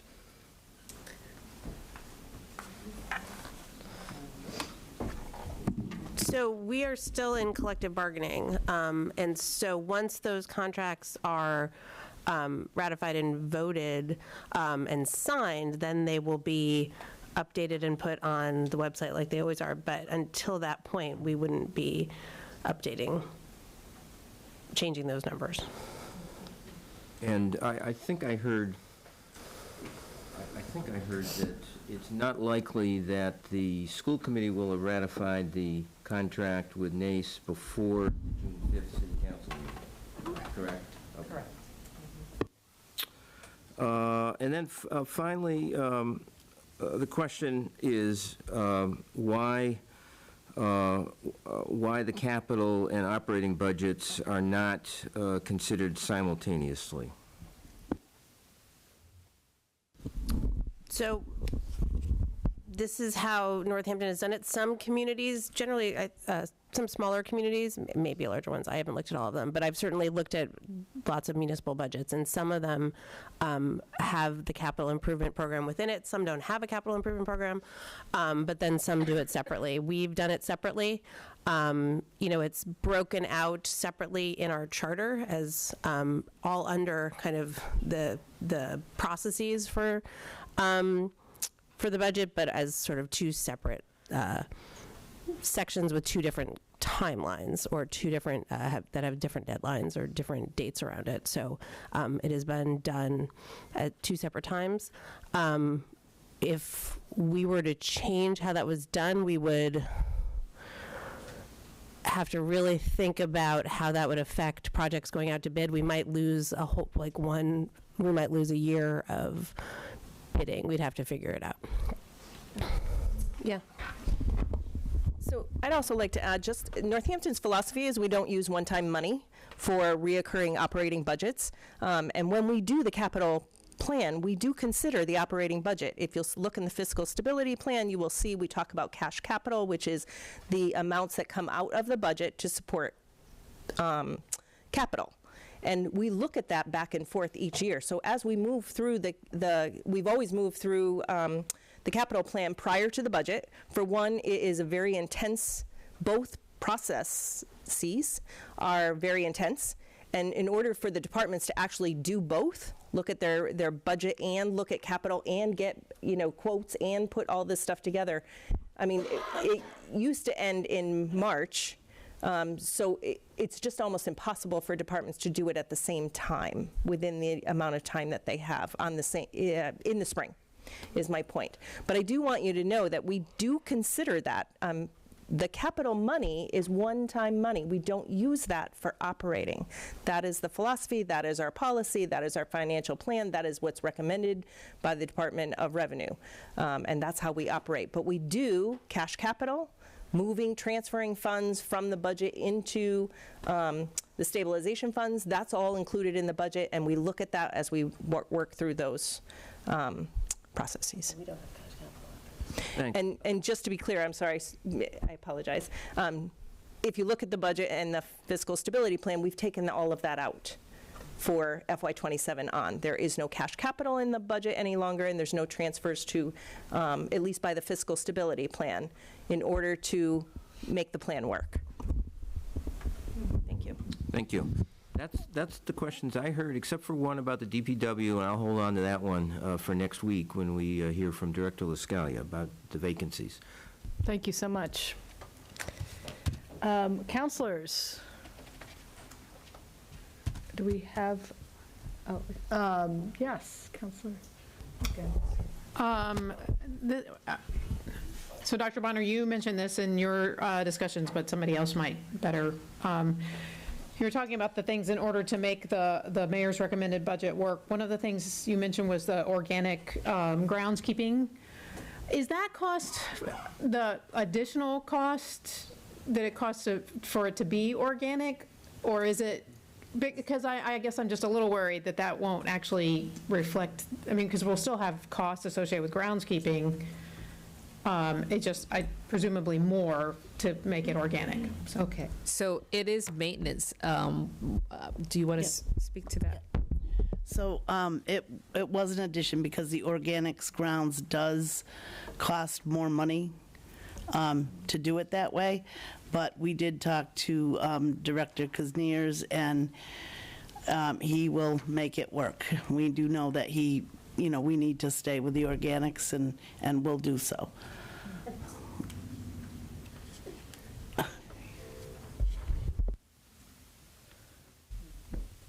Okay, counselors. I have some, yep, go ahead. You were ready to speak. No, I was going to check in, hold on. Can I ask a clarification question? Sure. Yep. Director Nardi, you said the cash capital is taken out in 27. Could you explain what that means?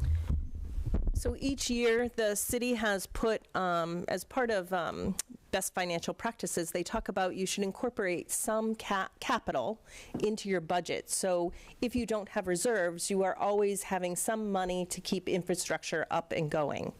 So the city of Northampton has used cash capital, and what that means is when the budget's passed, you always get an order after July 1st, asking you to, or in the budget, if you look at the expense line, there's cash capital, and right this year for FY26, it says $275,000. That's dropped down significantly. It used to be $400,000.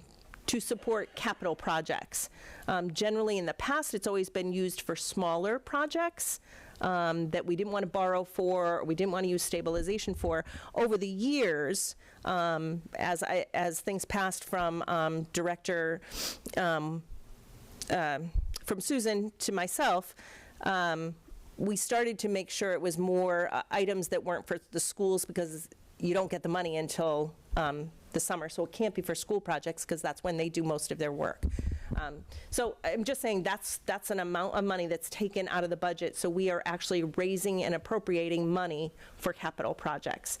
We've heard from the community that's, they want more money for recurring purposes, so we have taken that out. As of FY27, we are no longer using cash capital for capital projects. Okay, I'd like to do a round of, I'd like to wrap it up pretty soon, but I want every council, yes. But I just want to check in, Member Stein, did you have, we have time for you to make, did you have something to add to the question? Wait, are you unmuted?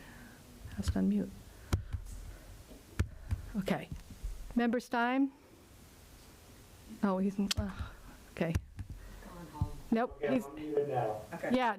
Yeah, we have time if you have a brief, you have something brief to say, and then we're going to move on to the councilor questions. Yeah, I just briefly want to address a few of the questions I just heard. One has to do with this, I think the impetus of the question regarding the budget positions that we partially or fully support from our local appropriation that reside in other departments of the city.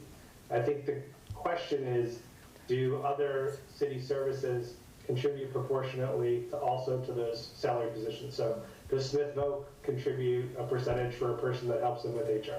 Does the DPW? Does the police department? Does fire? It would be proportional.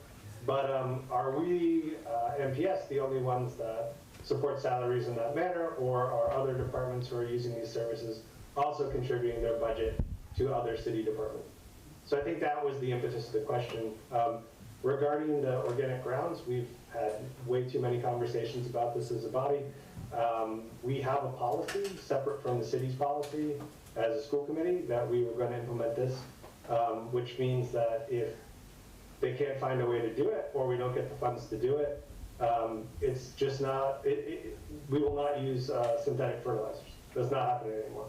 So there could be deterioration to the fields if this isn't done well. And that's just a reality of being as strapped as we are financially with these budgets. And there was one other, this is actually just a question related for you for the future that came up in an earlier response, which is how many of the, I guess this is for next week, but how many of the projects that were approved in January with the SIP have gone to bid, and how many have been contracted? So the idea is that we can't wait till now to talk about them. I would imagine that all of them have gone to bid and are moving forward rather quickly. So if you could ask that next week, that would be great. Okay, thank you, Member Stein. Yeah, that was one of my questions, was about other departments, but all right. Back to councilors, let's see. Okay. Councilor Labarge. No, I want to thank Dr. Bonner for answering my questions, but there was one more I forgot. Well, if you think of it. Anyways, apparently, I had received some calls in regards about Ryan Road School, and apparently that explained that somebody was retiring as a secretary in the main office, correct? And that position was not going to be filled, or was it going to go into a part-time? So right now, it's looking like we'll have one full-time secretary in the office, am I correct? plus a part-time?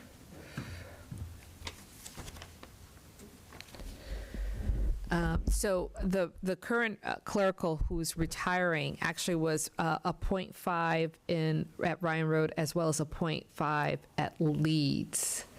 So when she retires, both of those buildings will have their administrative assistant in each of the buildings. So that's how that is. It was a full-time position, not a part-time. So there will be no part-time positions. It'll just be the administrative assistant, one full-time. And you had made a statement in regards to that you would have a replacement somewhere at Ryan Road School if absolutely needed for secretary. No, I didn't. I don't recall me saying that. If I did, I misspoke, but I did not say that. Not pertaining to clerical. Because something to the effect that you were working it out with somebody at Ryan Road, just in case, okay, that the full-time secretary was out or whatever. So you have to fill that office somehow. So there is an administrative assistant there. Okay. So they would only be losing that .5 position that's currently there. Thank you. You're welcome. Okay, I'm going to go with some of my questions. So when you, the reductions that you're making, you said, you're taking attrition positions, which I understand is a way not to kind of do the harm of cutting.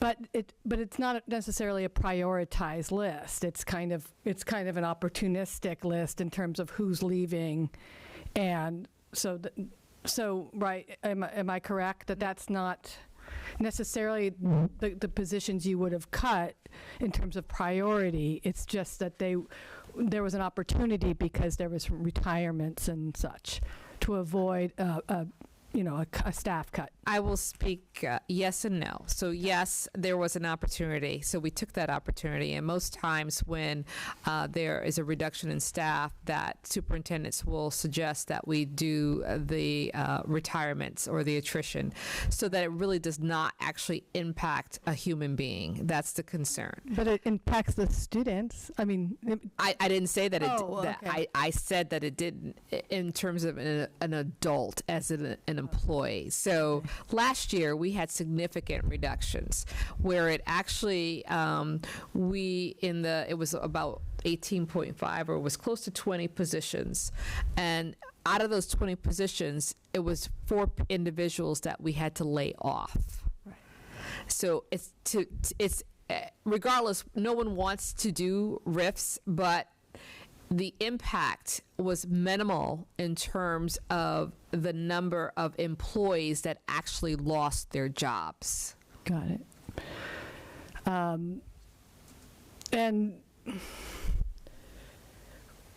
at what point is there a safety risk if you take away some of the clerical, going on what Councilor Barge was bringing up?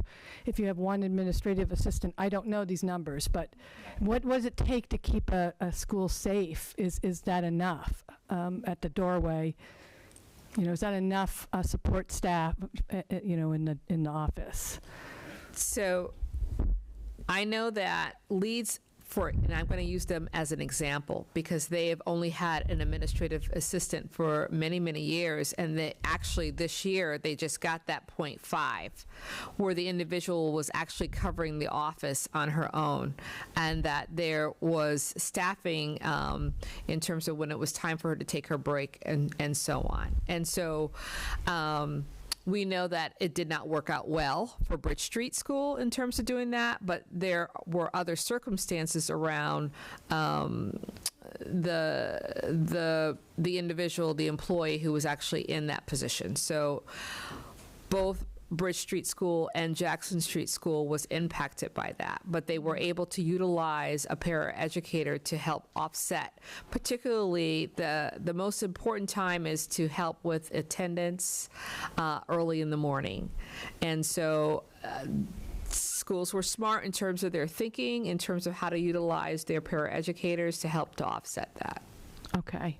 And actually, let's go back to the question Member Stein brought up about, let's clarify about how the budgets work with other departments. I guess that's more of a mayor question. The idea that do other departments have the same amount of, like the schools, IT, what else was brought up, custodians and such. So first, again, so since the schools, their budgets are, their operations and buildings are under the control of the school committee and the administration. So it's a completely separate world. And so their budgets are their own contained thing that they need to vote on. But to answer other departments. Yeah. So, so for instance, the HR person who does the absences and enters payroll for NPS, the NPS pays for that. In the fire department, all larger departments, the fire department, the PD, the DPW, they enter their own payroll out of their own budget. So they pay somebody to do that. It's only the smaller departments where we don't enter our own payroll. Their HR person, as I said, also tracks all of the absences. So they do that HR function for the schools. Larger departments, DPW, all of them do that with their own administrative staff. Okay. So in a lot of ways they do, but as the mayor pointed out, the schools are an entirely different function. Smith Vocational also enters their own payroll with the staff person that they hire. As far as tech, as we've talked about for information technology in the city, we are trying to combine it, and we're trying to do the same for NPS with what comes out of ours, but it's still paid for by the school department because they control what happens with their technology, what they want done. We do want the people who come to you when you get called to understand what's happening. So that's why we have it under one central location, but there are different entities paying for it, one being the city and one being the school, because that's the mayor oversees one and the superintendent oversees the other. Okay. Thank you. I hope I got that question right. Let's see.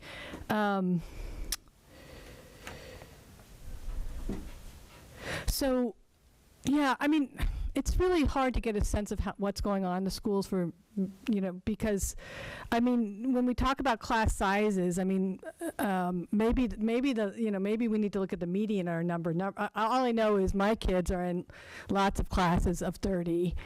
And so it's hard to get a sense of when is it okay to have a class of 30, versus what kind of class would you need a smaller class size to be effective. I'm just kind of stating that it's really hard to get a handle on if we're meeting the needs of the students with those. And, with the special ed teachers, I mean, I know we've had a gain in teachers, but they're almost 70 of them are special education teachers. That means they're only working with a small amount of students. They're not impacting the ratio or is that correct? So in terms of general education teachers that aren't dedicated to special education, is that number grown?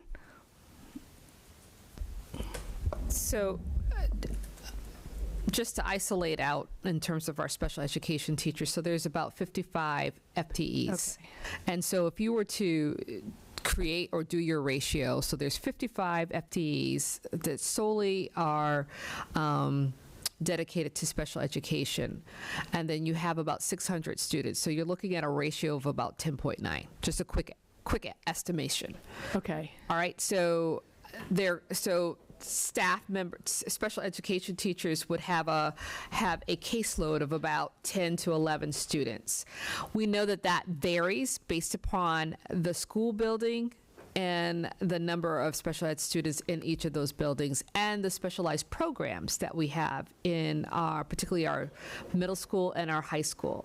So, but if you were to do a median number or an average, and you're comparing the two parties, I would say that we are in a good situation when it comes to special education and the caseloads. Matter of fact, if you were to go on the Department of Education and website, and you would take a look at our special education numbers in terms of the average number of staff members we have to the number of students in which they administer to, you will see that we are above the state average. We're doing very well.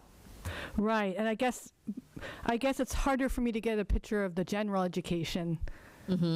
So you spoke and said that your children, you find that your children are in classes that may be of class sizes of 30. So I'm assuming that they're in the high school? Yeah. And so when I specifically showed you those numbers on that slide, I said that these are the main content areas. They're not speaking to electives and those specials, which may have numbers that may exceed over 24, 25. So for instance, you may have a PE class that has about 30 students. This is English, history, and Spanish. Okay. And so those numbers were given to me by the high school in terms of the projected numbers. I don't have the actual numbers of where we are today, currently. So. Got it. Okay, well, I just have, I guess, when we're here, I mean, it would be nice to have a way to we hear about percentages going to the schools, and they have increased. But really, we really need to understand if we are actually meeting the needs of our students. And we hear these compelling, a lot of anecdotal comments, but we hear, evidence that it is, and what we can conclude is it is for maybe some and not for others. But it would be much easier to kind of make these decisions if we could confidently say that we are meeting the needs of our students. And I don't really know how to do that with here, because percentages will not do that for me. We could give 1,000%, but if we're not doing our job as being guardians for students, it doesn't. Then we have to have a conversation about it. I don't know if it's something that school systems do, if they can have those kind of outside assessments, but I would like to understand if we are truly, not just, truly meeting those needs. And that gets to another thing, I was thinking of, Angela brought it up too, about, the perception of how our schools are doing. And do we have the numbers of what we get? We know that schools are an investment in a community. We use the schools as, in general, we use them as a barometer of like what a community's, how they're doing, what their property values are, all sorts of success rates, right? So do we have, if we talk about the strong budget, or, I mean, what would happen if we invested in the schools to a certain level? Do we have the numbers, or is that something that educators can actually make a formula about what we would get back? Because we're hearing that we're losing students, and a lot, and some of it's just a changing demographic. But if it is perception, or if it is because we don't have preschools, we hear these things as counselors, and it would be, if we could strategically invest in a way that that brought back, if we invested for a certain amount of time to get back in both,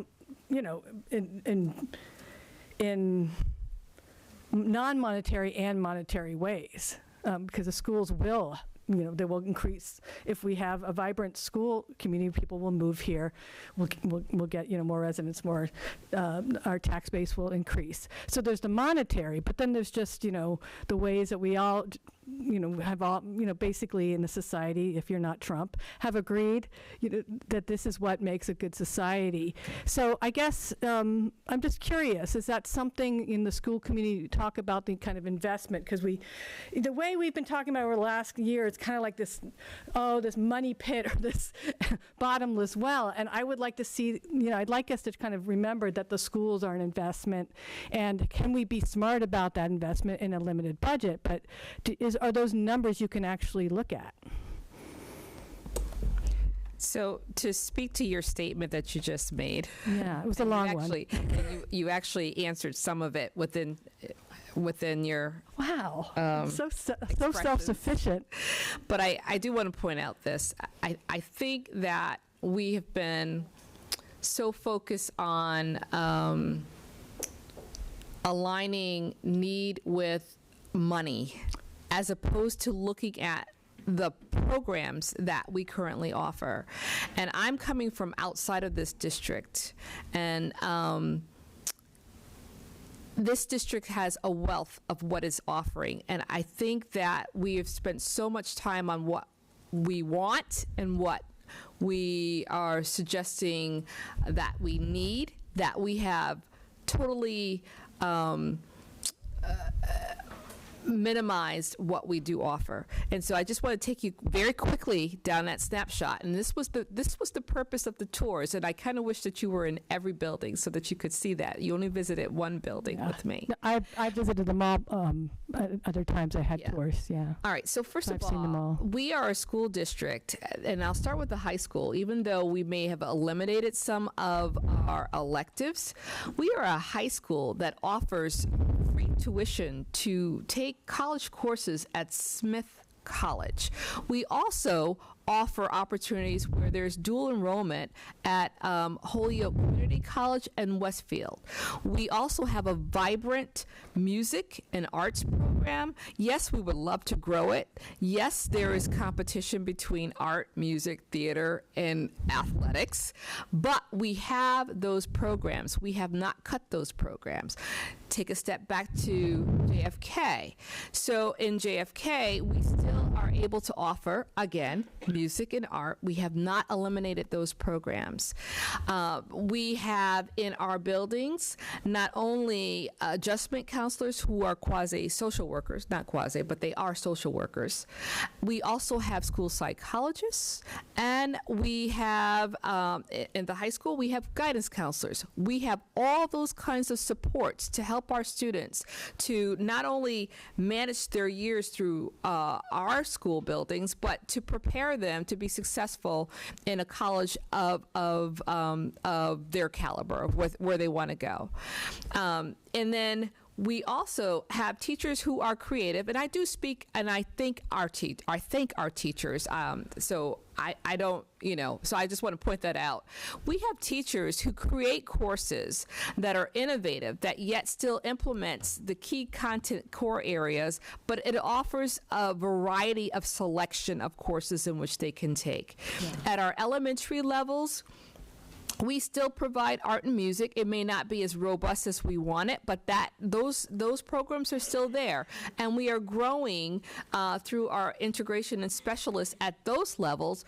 Our STEM programs are being embedded. Digital literacy is being embedded. These are programs and options that we have provided for our schools. So Andrea Ojeda spoke about why aren't we growing our preschool programs? So, once we have them, we can keep them. Well, she knows, forthright, that we just had that conversation in our work group in terms of expanding the preschool program. So what are we going to do about it? Well, we have to build that within our budget. But our strategic planning is a 5-year process. It's not, okay, we got our goals and we want to do it immediately. It is a process of building. Our families want after-school care. Well, we may not have it for everyone, but we do have some after-school programs, and we thank our partners, the Y, who provides some alternatives. So our parents want more choice, and we're trying to provide that. So we are building those programs.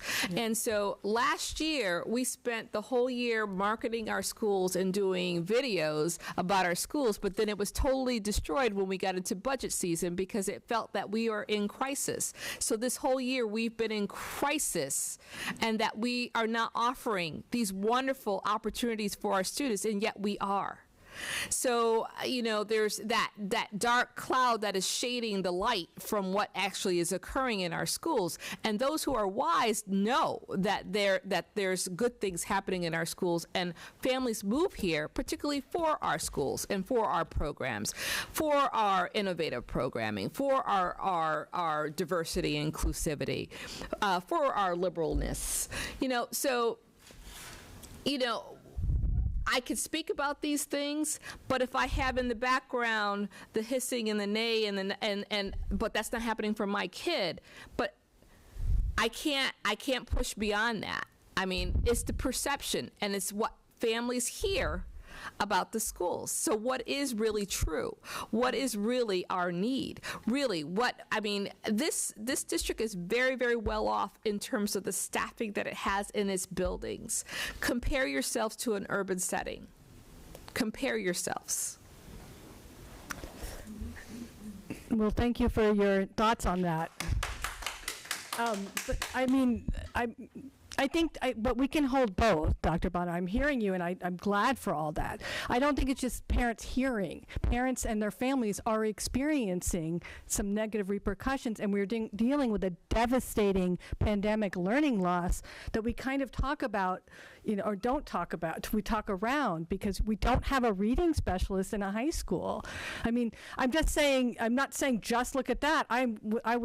My kids, I have 2 kids there. I like to celebrate when I can what's going well there, because they're going to be out of there before we can make any big changes. So I don't want to think of it as, but on the same hand, we can talk about what actually might be missing. And what I was saying is, how can we strategically look at investments to bring back students, because what we're losing is, and so I would like to see that kind of assessment and that kind of, and I think that the community was responding to actual cuts, and after a terrible pandemic learning loss situation, I don't think it's just they're sitting around, painting the door black. It's just, I think there's a reality there, and we should all hold both things. But I would like to. I just feel frustrated because I feel like I can't get.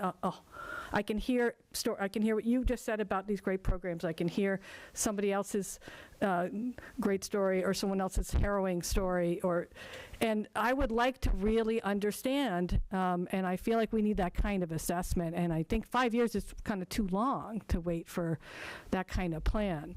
But I appreciate that, and I'm always up for celebrating our community and our hardworking school staff, and I appreciate you being here, and I think we're going to wrap it up.